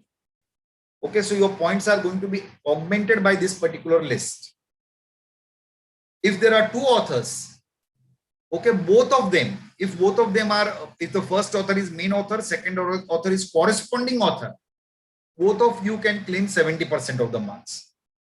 Okay, so if there are 2 authors and if you have claimed 10 marks for your publication, then each one of you can get 7 and 7 marks. Dono ko milega. Earlier it used to get divided. Okay, but if first author is a main author, second author is corresponding author, both of can claim 7 marks. If first author is main author and second is subordinating author, then first author will get 7 marks, second author will get 3 marks. Now, what is the concept of main author and corresponding author? In case of science faculty, okay, many a times there are 2 main authors. So we call one as main author, second as corresponding author. Both of them are eligible for 70% of the marks. And all remaining authors, because there is bunch of authors, there are so many authors in case of science and technology faculty. There are 8 people, 10 people, 15 people doing research together because their areas are quite complicated. So if there is a long list of authors, each one of them are eligible for claiming marks. First author, corresponding author, both of them get 70% of the marks, that is 7 each. And all remaining authors will get 3 marks each. But there will be no division of marks henceforth. If there are more than 2 authors, okay, I told you 70% for first and corresponding author and 30% for each one of the remaining authors. Then there is a due weightage for e-content also, that is ICT has been given a due weightage in the entire process. Number one, development of innovative pedagogy. That is some innovative method of teaching. If you have developed, then you can claim 5 marks. Now, what is innovative? That is a vague concept. Again, the committee will decide whether your method is innovative or not. We all use PowerPoint presentation. We all make use of, many electronic platforms and all that. That is common. In case you have done something new apart from that, you can claim 5 marks. If you have designed some new curricula or courses, new curricula, not the existing one. So if you are working on, board of studies of your university, of you are in autonomous college, and if you are working on some committee, okay, that will not be taken into consideration. But if you design something new, then you can claim 2 marks for every curricula or course which you have developed. Then for MOOCs, you get lots of marks. I told you for MOOCs, you need to have a separate workshop for teachers. Okay, I'm not taking this part, but the circular of UGC with reference to MOOCs, I'm going to share with you. Okay, you can go through it. Your IQAC can hold one workshop because large number of points have been given to online courses now. Okay, so e-content MOOCs can be separately dealt with by some expert from the field. Research and consultancy. Every PhD awarded under your guidance, you can claim 10 marks. If PhD thesis submitted, you can claim 5 marks, but you can't claim both the times. Okay, either you claim when the thesis is submitted or when it is awarded. This has to be taken care of by IQAC of your college. For every MPhil and PG dissertation, you can claim 2 marks. For every project of 10 lakhs and more, you can claim 10 marks. And if it is less than 10 lakhs, you can claim 5 marks. You can claim these marks when the project is ongoing, but you cannot claim every year. You can claim only once. Consultancy. Previously, there was a limit of some amount, for every 2 lakhs, you used to get 10 points. Now that amount factor has been done away with, because as per government guidelines, if you take any benefit from any service which is given apart from government salary, then a major part of it has to be contributed to government treasury. So this particular provision of amount has been done away with. If you have given any consultancy, you can claim 3 marks for the consultancy which you have given. For joint project, okay, earlier co-investigator was not given any points. Now both of you can claim 50% of the points. That is, if your project is of more than 10 lakhs, each one of you will get 5 and 5 marks. If it is of less than 10 lakhs, each one of you will get 2.5 marks. Okay. Similarly, for joint supervision of PhD thesis or MPhil dissertation, each one of you can get 70% of the marks. If there is a guide and co-guide, both of them can claim 70% of the marks, 7 each. So now all of us have been given benefit. Earlier, this benefit used to get divided between people. Now it is not so. For every international patent, you can claim 10 marks, not for publication. You should have been awarded patent. Okay, so any patent which has been awarded, you can claim 10 marks. National level patent, you can claim 7 marks. If you have made contribution to any policy documents, for your information, I will share with you that our present central government has made enough provision for research in each ministry. Every ministry has been given research fund at the central level as well as at the state level. Okay, you can approach your concerned ministry and submit your research project in case they are funded by the government agency. Then for international level policy document which you develop, you can claim 10 marks. National level, if you have contributed any policy document, you can claim 7 marks. State level, you can claim 4 marks. If you have been awarded fellowships, international 7 marks, national level 5 marks. If you have been invited to give lecture, if you have been invited as a resource person, if you have presented research paper in seminar conferences, if your paper has been published in conference proceedings, then your marks would be as follows. If it is international level abroad, 7 marks. If it is international within country, 5 marks. National level, 3 marks. and state or university level, you can claim 2 marks. There is a cap for the following categories of research score. Your policy documents, your score in policy documents, invited lectures, resource person, paper presentation, there is a cap of 30% of your total score. Suppose your total score comes to 200. Okay, and your major contribution is in this area only. Suppose your 150 research score comes from all these areas taken together. Then you cannot claim more than 30% of your total marks in this category. What is your total score? 200. 200 ka 30% is 3 to the 6, that is 60. So although you have 150 score in all these activities taken together, you cannot claim more than 60% of the marks. Sorry, 60 marks. So total score is 200. 30% of 200 is 60. So your maximum score in all these categories taken together can be 60. It cannot go beyond 60. So even if your score is 150, what maximum you can claim is 60 in this particular, all these categories taken together. You should have research score in minimum 3 categories out of 6 which are notified above. There are altogether 6 categories. Okay.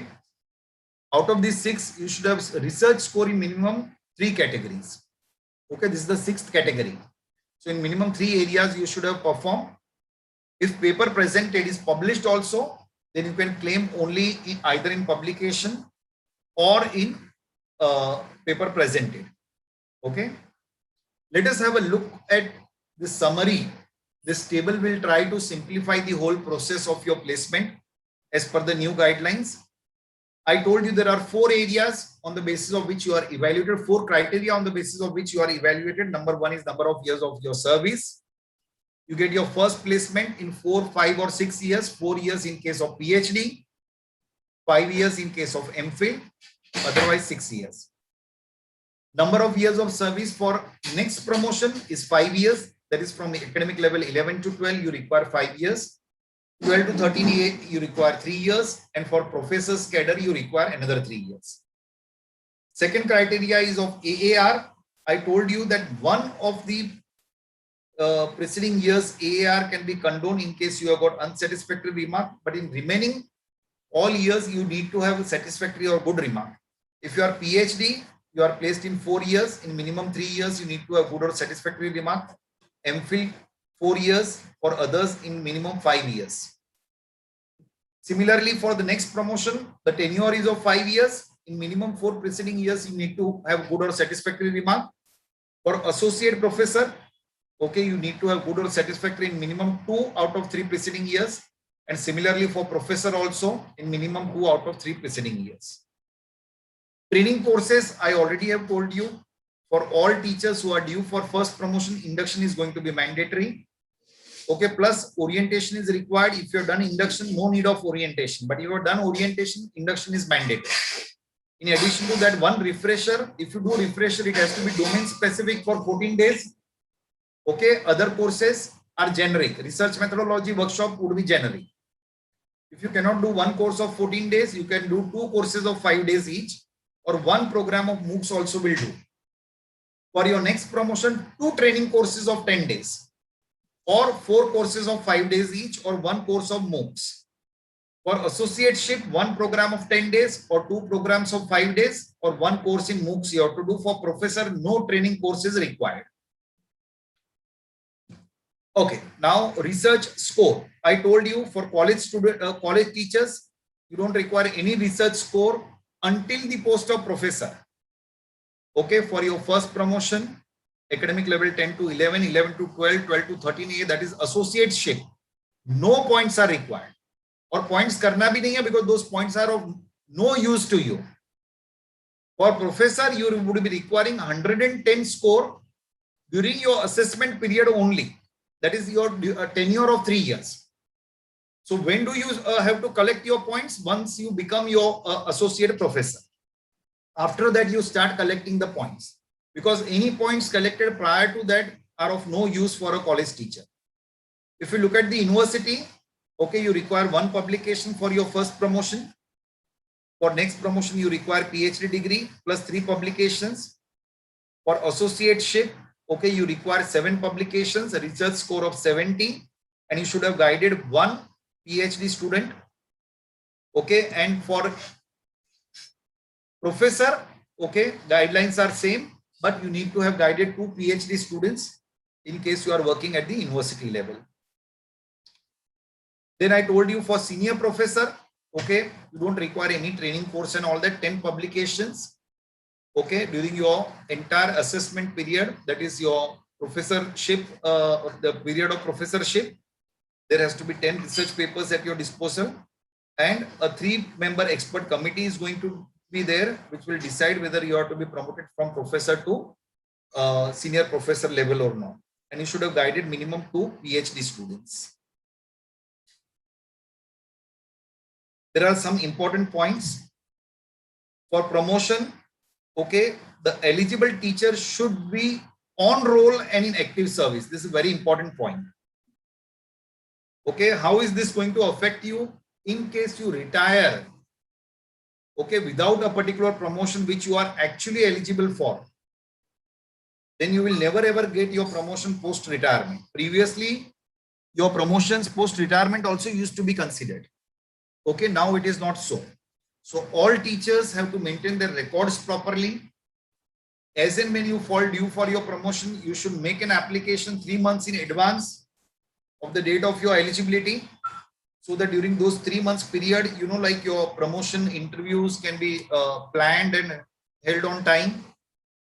The candidate who do not succeed in the first assessment for any reason, in case you have been denied promotion, then you can apply only after a period of 1 year. So you ensure that this particular situation do not come on you. What all you need to take track of? Number 1, you have to ensure that all entries have been taken in your service book properly. Okay, the entries of your orientation, your refresher, okay, any other contribution, substantial contribution which you have made, all those entries are up to date in your service book. You have to maintain your annual assessment report properly. All the documents which are required in order to justify your claims for your AAR are to be maintained properly. In case you fall due for the post of professor, your research score should be calculated properly. All supporting documents for your research score are to be filed properly with your IQAC. So all this care you need to take in order to get your due promotion on time, because the entire onus, the whole responsibility of your promotion lies on you. It is neither on your principal, nor on your management, nor on the government. Okay, the whole responsibility of getting yourself placed in the higher grade has been placed on individual teachers. Okay, induction program of 1 month is going to be mandatory for all newly recruited teachers. This I have told you. For promotion, the eligible teacher, okay.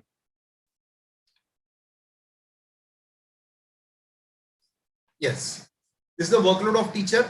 I told you very clearly and very specifically, this will relieve the honorable principal of the college and the management of the botheration which they face many times, you know, that people who are promoted to the level of associate professor or professor, they demand exemption in number of lectures. No, this exemption is applicable only to university teachers.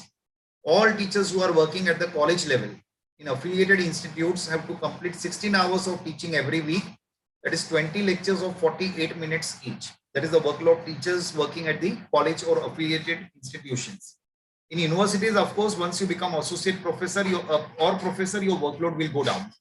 That is, they have to engage 14 hours of teaching, 18 lectures of 48 minutes each. A relaxation of 2 hours in the workload may be given to a faculty member who are actively involved in administration or extension activities. Administration means in case you are vice principal, if you are head of the department. Okay, extension activities are NSS, NCC, DLLE, any such activity. Okay, which are statutory in nature. Okay, 40 hours a week for 30 working days, working weeks in each academic year. At least you should be on college premises for 5 hours daily. There are 2 new additions which have been made. Mentoring has been made mandatory for all teachers now. Okay, this is one of the important provisions. As and when your placement takes place, they may ask for mentoring documents, because at least 2 hours of mentoring is necessary for all teachers who are teaching in UG courses. And 2 hours of research is mandatory. Okay, for the teachers who are employed in PG colleges. So in case you have PG department in your college, minimum 2 hours of research you have to engage every week. In case your institute is UG institute, then mentoring of 2 hours or co-curricular, extracurricular activities, research, library consultation, all these activities are necessary for teachers and you have to maintain record of the same. Now let us come on to the amendment of 10th May 2019, which was made specifically by only Maharashtra government. There are some provisions which are of course against the interest of teaching fraternity in Maharashtra. Many memorandums or requests have gone to the government. Many requests have gone to even central government also, that is UGC also. Even UGC has written to state government with respect to the same 2-3 times, at least 2 times to the best of my knowledge, that UGC has told our government to do away with these provisions. The process has already been taken up by the government, okay, to remove this injustice which is being done to teachers. But in case we put concentrated positive efforts, I'm using the word positive efforts. Positive efforts means if we write to the government, okay, you may contact your local MLAs, okay, with respect to the same and bring this to their notice so that all these issues can be taken up in the house on behalf of teacher by your concerned MLA. And this injustice can be removed to teachers of Maharashtra. Let us look at what are all these points. If we look at UGC notification, it is only the promotion to the level of professor which is given from the date of interview. Otherwise, all your previous promotions, that is from academic level 10 to 11, 11 to 12, 12 to 13A, they all are given to you from the date of eligibility. No matter when does your interview take place. Even if your interview has taken place after 3, 4, 5 years, you will be given backdated benefit until the post of associate professor. What our government has done, Maharashtra government has given the benefit of associateship, okay, from the date of interview. And because of that, many of our teachers are at loss, because of this pandemic, or like because of the confusion of the old system, new system, amendments to API and all that, many teachers could not be placed to the cadre of associate professor as and when they are due for the same. Okay, so teachers are losing on this. So it has to be represented to the government. It should also be represented to the government that all those teachers who are eligible for the post of associate professor, as per the old guidelines, they are to be placed according to old guidelines only. Because even if the government decides to place all these people from the date of eligibility, then again the question will come that whether they are to be placed according to old guidelines or new guidelines. If they apply new guidelines to you as per UGC notification, then you cannot be placed according to old guidelines. So you cannot get backdated benefit. Okay, suppose today government decides you have to be given backdated promotion, then naturally new guidelines would be applicable to you. If new guidelines are applicable to you, then you can be promoted today only. You cannot be promoted backdated because you can't apply new guidelines to the period which was under old guidelines. So when you make your representation, you have to make it very specifically that teachers who are due for the post of associateship, they are to be placed as per old guidelines from the date of eligibility, according to the provisions of the old notification, that is the provisions of 2010. That has to be very specific. If you tell them to be placed according to the date of eligibility as per new guidelines, again the question will come. New guidelines they are applicable now. So how can we place you backdated? So abhi aage we will do piche ka whatever period is there that you have to suffer. No, don't do that. Make your representation very specifically. Okay, are to be placed on the date of eligibility as per the old guidelines, as per the provisions of 2010 circular. Next, teachers have been exempted from training courses until 31st December 2018 by UGC circular. Our government has not accepted this. So whosoever's training courses are delayed for one or the other reason, Okay, your orientation, your refresher, naturally not all of us can complete on time because there is a time limit, there is a batch limit of 40 candidates only. And again, traveling to, like different distant locations is not possible for all teachers, like leaving your house for around 21 days, 28 days is not possible. UGC has considered that. And UGC has, like brought about many changes in training courses now. Idhar jaane ka zarurat nahi, you can sit at home and do your MOOC course. Okay, so many such provisions have been introduced. So our government also should consider that and should give exemption to teachers up to 2018 so that your training course, if it has been delayed for some reason, that has to be condoned and you should be placed as and when you fall due for your promotion. No increments for PhD, MPhil, both of them have not given. They say that MPhil and PhD teachers are anyways given benefit of promotion. Okay, from in their promotion, like you get your first promotion in 4 years. In case you have got PhD, MPhil, you get promotion in 5 years. So you already have been given benefits. So no double benefit. But this is not right. Okay, this is applicable to those who have taken benefit at the entry level. What if I do my PhD and MPhil in service? So somewhere I suppose that UGC has accepted this. I couldn't get that circular, but UGC has given 3 increments to teachers who complete their MPhil and PhD in service, but the same has not been accepted by government of Maharashtra. So this also has to be taken into consideration. One of the very horrible provision, I don't know with what perspective our government has accepted this, that if you become a principal, okay, in UG college, you would be drawing scale of associate professor. Now, suppose I am already a professor. Naturally, a person who is applying for the post of principal will be due for the post of professor also, right? Because 17 years of service and you require minimum 15 years. So you don't get all your promotions one after the other, like there is a time gap. So of course, the person who is applying for the post of principal in UG college will definitely be due for the post of professor. So he will never go for the post of principal in UG college. In fact, because of this provision, many of the UG colleges will find it difficult to get a qualified principal. Because suppose I am due for the post of professor, why should I be demoted to the post of associate professor by becoming a principal? So people will not apply for the post of principal in UG college because of this provision that you would be drawing a scale of associate professor, although you are going to be, you are due for the post of professor. If it is a PG college, you would be drawing a scale of professor. So this is one of the very horrible provisions. I don't know with what perspective the same has been accepted by the government. That's all from my side. These are some of the institutions where I have conducted workshops, institutions and universities where I have conducted workshops so far. Thanks to all of you for your patient listening. If you have any specific queries related to your promotion, you can mail it to me. I'll reply to it. Or if you make a call, you can make call post 7:38 late in the evening only. I would be attending your call, but do message me and then give me a call. And if you have any elaborate specific query related to your promotion, you can mail it to me. I definitely will reply in a day or two.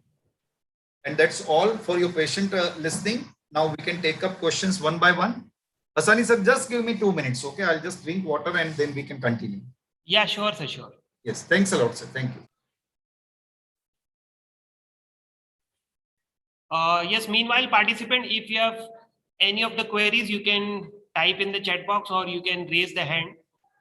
Your queries must be specifically related to the topic, as sir said.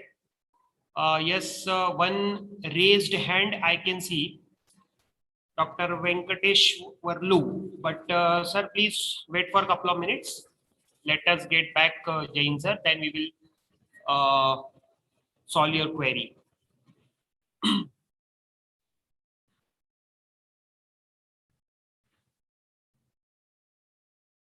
All the participants are informed that you will receive the feedback form soon after the session ends. Once you receive the feedback form, you will be also receiving a e-certificate after 2 days. So please take the note of this fact that you are going to receive the certificates after 2 days. So don't worry about the certificate, you will get that, but it will take at least 2 days to me for preparing your certificates. Jain sir, if you are ready, please let me know so that we can take the questions. Yes, sir. We can take questions one by one now. Fine. Dr. Venkatesh Varlu. Yes, sir. Please unmute yourself.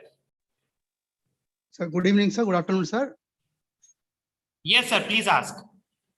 So here, how the past service will be counted in the CAS? I'm asking about the past service. I worked in Ethiopia 4 years, and presently I'm working in Telangana University around 7 years. And here, meanwhile, I'm eligible for year 6 to 7 and 7 to 8, or if possible, associate also. If my service is counted, the past service, that is previously I was in Ethiopia 3 years in Ethiopian University as assistant professor. I was taught UG and PG courses at there. And meanwhile, before that, I was working in aided college around 14 years. Is this past service will be counted in the CAS? Hello, sir. Hello. Yes, sir. I was muted from host side, I suppose. Am I audible, sir, now? Jain Yes, sir, yes, I would like to request you, please do not unmute yourself now, sir. Please. Yeah, I got my question, sir. Jain sir, Yes, sir. Yes, sir. Yes, sir. keep yourself unmuted, sir, please. Okay. Yeah. Okay. Now, sir is asking about past service, right? In Yes, yes. your previous service, sir, is Yes, yes. food service. Before joining the regular service, I was here 3 years in Ethiopia. And Then before I that, I understood was your question. All Hmm. your services would be counted subject to certain conditions. Okay, number one, Hmm. it has to be in aided section, number one. Hmm. Number two, it should have been approved service. Approved service in the sense your service should have been approved by your concerned university. And number three, there shouldn't be any gap between your two services. In case there is a gap between your previous service and the current service, then you need to get that gap condoned from your concerned university. Okay, you have to make an application, and a maximum gap of 365 days can be condoned. So if you follow this procedure, then your previous services would be counted. You have to go to your previous institute, you pick up your service book from there, and that you need to submit to your current institute, and you ensure that number one, okay, your service is an approved service. Number two, it should be into the aided section, and you should have drawn your full salary. And number three, the break in your service between two subsequent services taken together should not cross 365 days. Up to 365 days, it can be condoned. Okay, and for this 365 days condonation, there is a specific procedure. Okay, you have to contact your university, submit your previous service book, current service book, along with all your documentary evidences that there is a specific committee, they will condone the service. Thereafter only this can be counted for CAS purpose, sir. So, sir, for foreign service, sir, here. Sorry, sir. Foreign service. Yeah, I No, was foreign service. No. Foreign service cannot be counted. It has to be approved by our local authority, and you should have drawn payment from the government during that particular tenure. The payment from the other country. No. It should be from Indian government, sir. Okay, thank you. Thank you for your. Yeah, thank you, sir. Sir, one question in the chat box I can see. Yes. Sir, interdisciplinary or multidisciplinary RC will be accepted for promotion for, or specific subject RC are needed for academic level 11 to 12? Sir, for your academic level 10 to 11, okay, you need refresher course. If it is a refresher course, okay, it has to be in your particular discipline only. But if it is any generic course, for example, if it is a research methodology workshop, it can be generic. But in case the title is very specific, research methodology in science field, then it will not be acceptable for a teacher from a commerce background. So as and when you do any courses, you ensure that, don't just do a particular course for the sake of doing. The whole objective of giving you training is to ensure that it should help you in your teaching, learning, evaluation process. It should help your students. It should help your. So you yourself are, educated enough, to understand whether this course will be useful to my teachers or not. Isn't it? But if it is RC, that is a refresher course, it has to be a domain specific only. Don't do multidisciplinary course, okay, which you cannot justify at the time when the interview committee comes. Why to invite, problems for ourselves unnecessarily, sir? Okay, thank you, sir. One more question, sir. Whether peer-reviewed journal articles are considered for promotion, or articles only in UGC CAS listed will be counted? No, sir, both are counted. I told you previously also, sir, that in 2017 amendment, they specifically said UGC CAS listed articles only. Now later on, it was realized by them that UGC CAS list is not exhaustive. It is only suggestive list that these are the journals. So later they came out with the concept of peer review. But as I told you that when you claim your journal to be, you ensure that the term peer reviewed is there in the title of the journal itself, or somewhere on the front page of your journal, it should be notified that it is a peer reviewed journal. Okay, these two criteria you have to look into before you publish your paper. Okay, sir. Sir, a few questions when I invited the registration form, I got few questions, and one of the question is that why an assistant librarian is not required to acquire PhD for associate? Sir, you cannot ask why, because these guidelines are framed by the committee appointed by the central government. So we have no right to ask why, but then of course, there may be some logic. A librarian is actually not a teacher. Okay. So for librarian, research is not mandatory, but for teacher, it is must, that being a teacher, you need to, as I told you, that you need to contribute to knowledge enhancement. A librarian is not expected to contribute to knowledge. Librarian is supposed to look after the library. So there may be some additional, guidelines or conditions for librarian. Similarly, a person from physical education, the director for physical education, there may be separate criteria. You cannot make PhD mandatory for them. A person, who is from physical education background, what is the use of PhD for him or her? So that may be the reason, why they have not considered. So I would request teachers to be, positive in their approach and see what are the conditions for you, rather than questioning what are the conditions for others. Maybe, sir, it was related in terms of payment, I guess. So they draw the same scale, na, sir? Yes. Scale of librarian and director for physical education is one and the same. But yeah, since PhD is of no use for them, making it mandatory for them because they are drawing the same scale is something irrational, Okay. You instead make some other guidelines for them, which can enhance their services to the institute, Yes. Yes. Sir, one more question in the chat box. In 10 to 11, if you do orientation after 7 years, then the eligibility after 6 years or 7 years? Sir, you have to do all your training courses within your assessment period. Okay, in case you fail to complete your training course during assessment period, then as and when you complete your training course, okay, you are going to be placed. No more exemptions now. Okay. Sir, one question is that any weightage to this national and international webinars participant certificates in CAS? No. Okay, sir. Yeah. No weightage. Okay. Again, sir, even for publications and all that, if you look at this new guidelines, they have restricted your score. They have said there is a capping of 30% now. So whole objective is, this unhealthy competition which is there among teachers to score more marks in research and all that. Okay, the government wants to end all this. So what is the use of, publishing more papers and attending more webinar conferences and all that? Okay, you organize one conference only in a year or maybe in 2 or 3 years, but you give quality output. You write one research paper in the entire year, but that should be of some standard, that is the whole objective now. Okay. We have one raised hand from Mary Sport. Yes, sir. Please unmute yourself. Hello, sir. Am I audible, sir? Yes.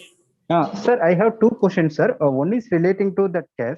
Though entry and senior scale of assistant professor not required for much score on research, but if you go by the reality, because every year you have to comply for that PMAs, right? Performance assessment. So for that we require certain things, right? Then how we will go about it? Second thing, so excuse me, with regard to implementation of CAS, let us assume if the case is implemented very first time, some past services and other services, in such a cases, how the seniority and other things will be calculated. Let us assume that 2000 or let us say 1995 onwards, one institution is running, but that institution is implementing CAS, let us say 2015. How it will be good? It is supposed to go about it. Hassani sir, I couldn't understand the first question properly. The first question with regard to this PMAs, right? UGC has given that performance appraisal form, right? There is a mandate. So though as per the CAS, entry as well as senior level of assistant professor not required to do anything. There is not much thing, but still if you look at the PMAs, you need to perform manually, right? So in such a cases, how we balance the both? That is the first question. Yes, I understood your question, sir. Sir, this PBS formats which used to be there previously, yes, they used to head all these columns for research score and all that. As per new guidelines, okay, yes, by AAR, that is Annual Assessment Report. yes. Annual assessment report, you don't require to do research at all. There is a focus only on two aspects. One is teaching And co-curricular, extracurricular activities. So you don't require research score, like for your first placement and all that, as and when you complete your associateship. Okay, after that you start maintaining record of research score because you require research score of 110 in order to become professor. But for all previous placements, you don't require research score, sir. No, actually, I'm talking about appraisal, sir, because university appraisal, right? We do supposed to show some kind of appraisal, right? So that's why I'm asking. No, sir. You don't. You are working with the university, right? Yes. So of course, in university, sir, you need research and all that, right? Yeah. That's why I'm asking. So, but then it has been reduced to a very great extent, sir. For your first and second placement, you just require one research paper and three research papers. Yes. Right, one research paper in a tenure of 6 years. Yes. So, Chesalme, if you write one research paper, sir, it is bound to be a quality research paper. If you write 3 research papers in 5 years, yes, sir, it will be a quality research. So, the whole objective of UGC is not to make you compete for the points. Yes, sir. The objective of UGC is to give quality output to your research work, sir. Yes. Then for associateship, you of course you require 70. Yes, sir. Okay, so once you are at the level of 12, yes, well, then you start collecting points for your associateship, isn't it? Sure. And that to 70, sir, because there is a cap in the area of your policy document, paper published. Yes, so what is the use of collecting too much of points? Even if you collect 1,000, they are going to count only 30% of only. Yes, overall point. Yes, sir. See, you understand the whole objective of UGC, like overhauling this concept of API and all that. Yes, sir. And your second point is regarding seniority, right? Yes, sir. Seniority, yes, sir. Yes. Seniority is, sir, generally decided on the basis of your date when you join your... Yes. And there are clear-cut policies for the same, isn't it? Yes, sir. Yes, sir. Which you and I cannot decide. Okay. The seniority list is displayed by an expert committee, which is at the university level, which functions as per the guidelines of UGC and that of the concerned university. So that is their job, sir. And still, if you feel that any injustice is done to you, then there is a grievance committee in the university. Yeah, university, yes, sir. Yes, you can put forth your grievances to them. Yeah. Okay, sir. Thank you, sir. Thanks a lot, sir. Thanks a Yes, lot. welcome, sir. Yes, sir. Yeah. Okay, thank you. Sir, one last question we can take. Yes, Is this online RC FDP counted under the CAS?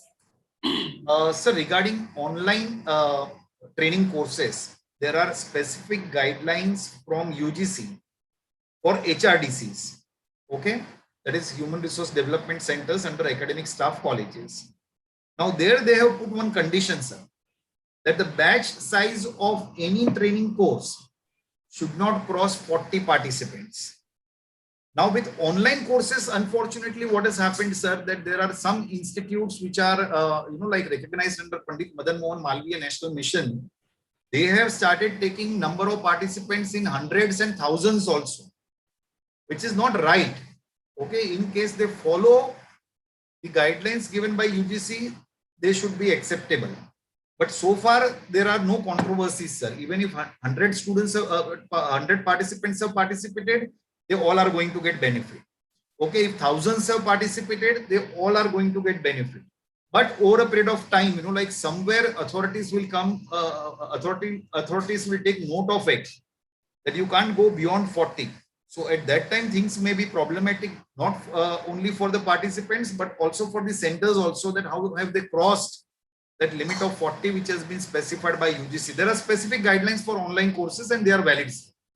But the batch size, they have, capped to 40 participants. Okay, so sir, retrospectively, it's not a problem. Prospectively, may be a problem in future. Yes. We might yes face a condition for that. Yes. Yes.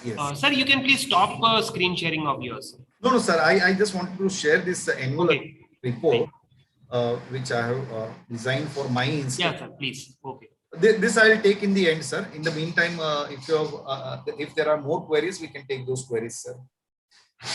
Okay, sir. I can find a few of the queries in the chat box, but that are not related to CAS, I suppose, IGNOU University and all that. So we cannot entertain that. Maybe it might have been asked from some of the students.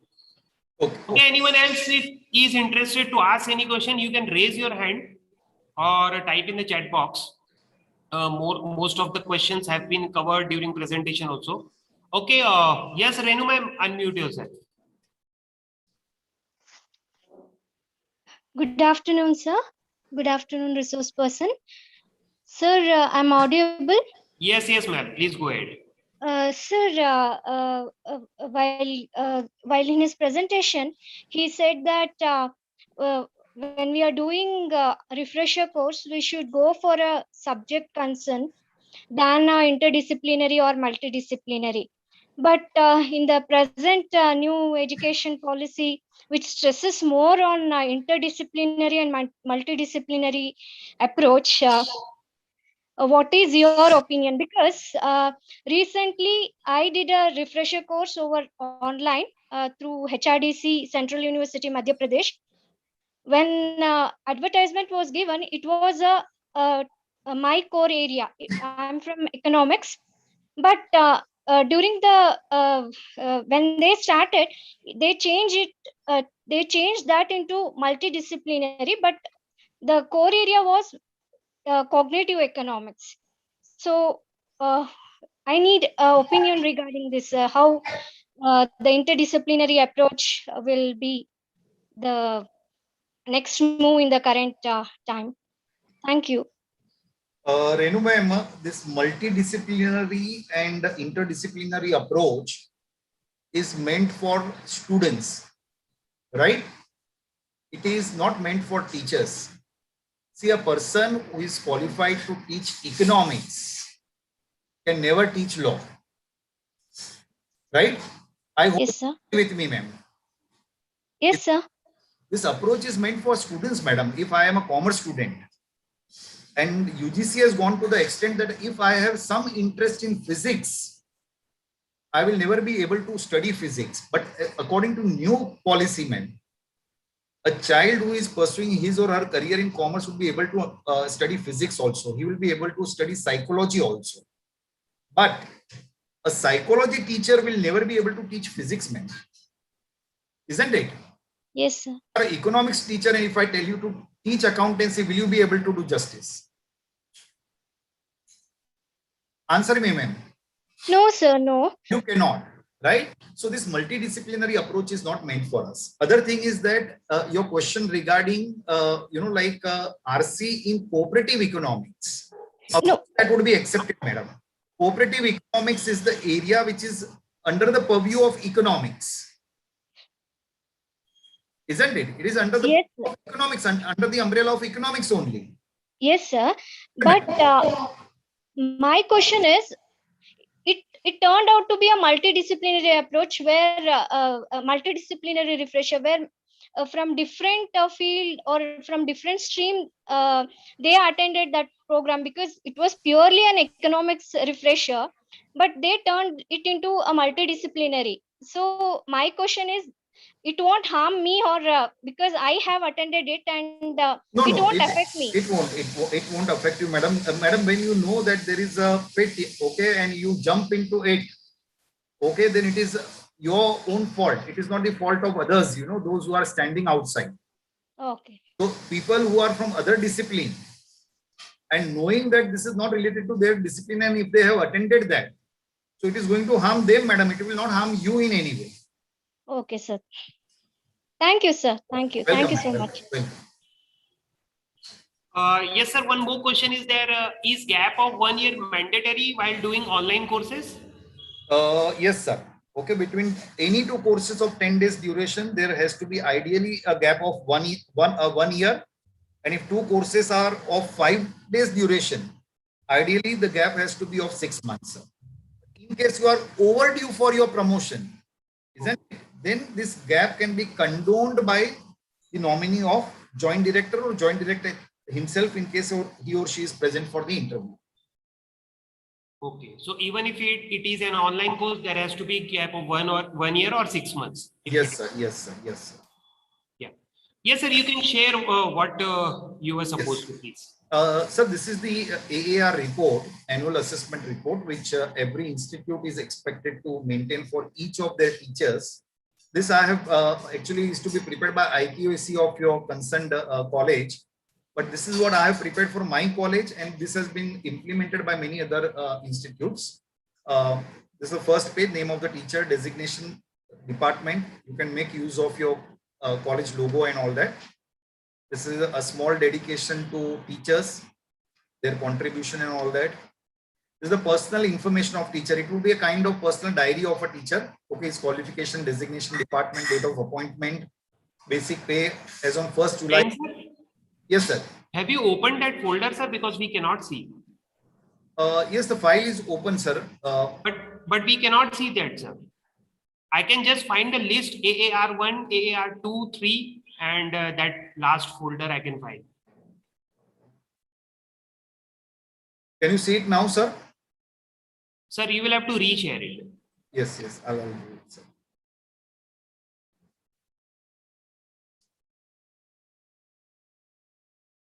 Yes, sir. Now it's visible. Now, yes, sir. Yes, sir. So this is the first page. You can use logo of your college, name of your college, and all that. I'll share a Word document of the same, sir. This is a small dedication to unknown teachers, which all of us must read. This is the personal information of teacher. These are the contents of AAR: individual timetable, teaching plans, daily record, annual assessment report, criteria 1, criteria 2, overall grading, criteria 3, salary record, income from other sources, computation of income tax, mentoring report. As I told you, mentoring is mandatory. You can write down your individual timetable. You can change this format of the timetable according to the timing of your college and all that. Then this is a teaching plan. Okay, we all teach at least 5 different divisions. Okay, so which class, what subject you are teaching, semester 1, what all topics you are going to cover. Generally, there are 4 to 5 modules. What lectures are allotted to it, total number of lectures which are assigned. From here, you will get an idea of how many lectures you are expected to take for each class which you have been assigned, you know, semester 1 and semester 2. These are the allotted lectures. Okay. This is the teaching plan for the second division, third, fourth, and fifth. Generally 4 to 5 divisions each one of us take. This is what is education. Yeah, this is the daily record, you know. Which month, date, what time you reported to college, what time you left your college. Okay, this is the first day. What time from this time to this time you have engaged so and so lecture. From 7 to 8 you have engaged some other lecture. 8 to 9 you have engaged some other lecture. 9 to 10 you went to library. Okay, 10 to 11 you have counseled students. So all those activities you can record it. You can record here along with time. At the end, you can take total number of lectures which are assigned to you on that particular day. Okay, on Monday, suppose you are expected to take 4 lectures. You have engaged all 4 lectures. You can write down over here. Okay, so this way you would be maintaining record of lectures which you take on daily basis. Okay, this is there for all 180 days. Okay, every day you have to maintain the daily record of your activity. Many of you must be doing it, you know, on daily basis.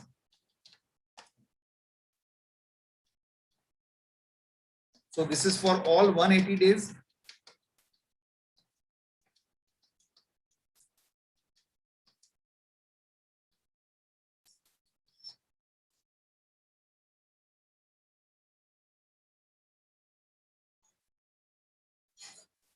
Yes.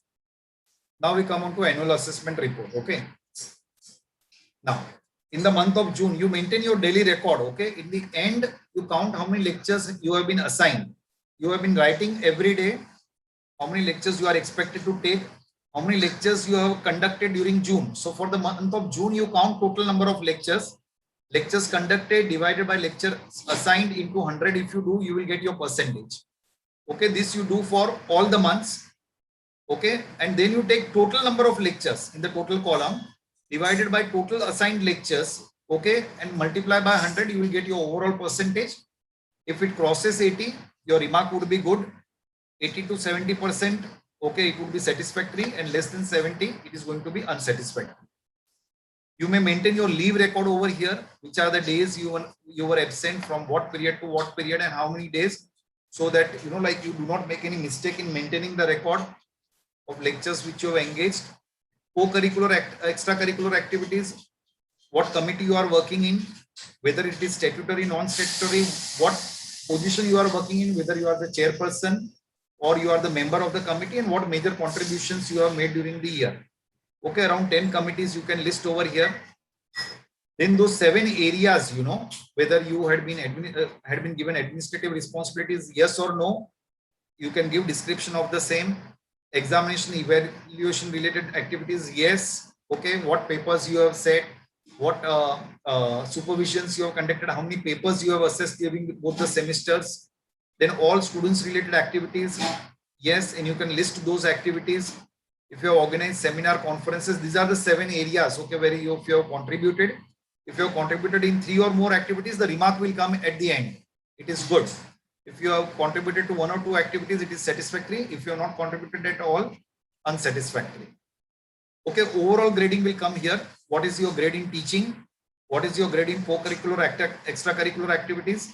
Okay, these are the guidelines. If you are good at both, okay, you still get good. If you are good at teaching and satisfactory, yeah. Okay, if you are good at teaching and satisfactory at other activities, okay, you still get good. If it is other way around, you get satisfactory. And if you are unsatisfactory at one of these 2, overall grade would be unsatisfactory. Okay, then this is the academic and research score.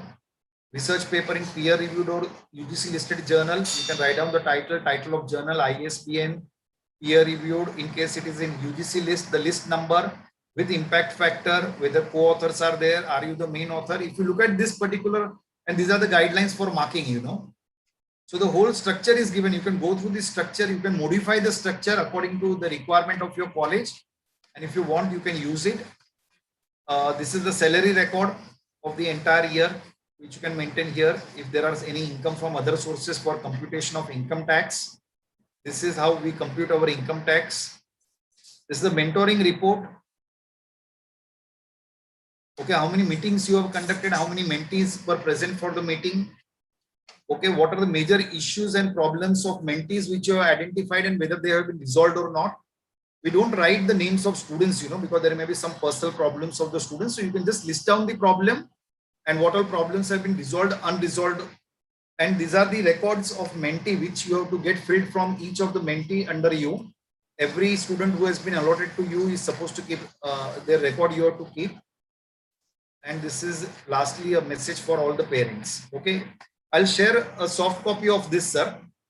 So if you want, you can implement the same, and you may refer to the website.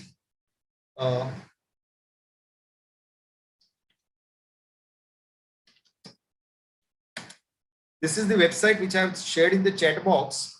Over there, you will find my entire presentation, this format of AAR, and there are almost 21 circulars of UGC and state government related to CAS and appointment of teachers which are available there. So in case you want to have an access to it, you can make use of the same, sir. It is sidnamfdc.in. Yes, Asani, sir, thanks a lot for inviting. If there is anything else, you can share it. Otherwise, we can conclude the session, sir. Yeah, thank you so much, sir. You have been so kind in answering all the doubts and the questions raised by the participants, not only in the chat box and by raising hand, but also during the registration forms. So yes, sir, let us not engage you more because you have already devoted your 2 to 3 hours to us. So yes, sir, thank you. Thanks a lot for that. Before I conclude, let me just announce to all the participants that soon after the program, you all will get the feedback form in your email IDs. You have to fill the feedback form, and after filling the feedback form, you will receive the e-certificate in your email IDs within 2 to 3 days. So I hope everyone will cooperate to this. And with this, I would like to really thank Honorable Dr. Pushpat Jain sir for accepting my invitation on a single message. As I have already told you that sir has an expertise in this CAS related matters. So it was also my pleasure. What I can say is working with Pushpat Jain sir, working in terms of a course. I have already attended a course where Pushpat Jain sir has coordinated last year in association with Wilson College. So, sir, it was my privilege to really be a part of that course in which you were the coordinator or you were the head of that course. During those days, I decided that someday I will invite Dr. Jain sir to our college, but unfortunately, this pandemic is not ending or not letting us to do that. So what I did is I invited him online on an online platform, and today we brought this program in front of you all. So Jain sir, on behalf of my NTVS College of Law, my management, Nandurbar Taluka Vidhayak Samiti, Nandurbar, all the participants present in this professional training program.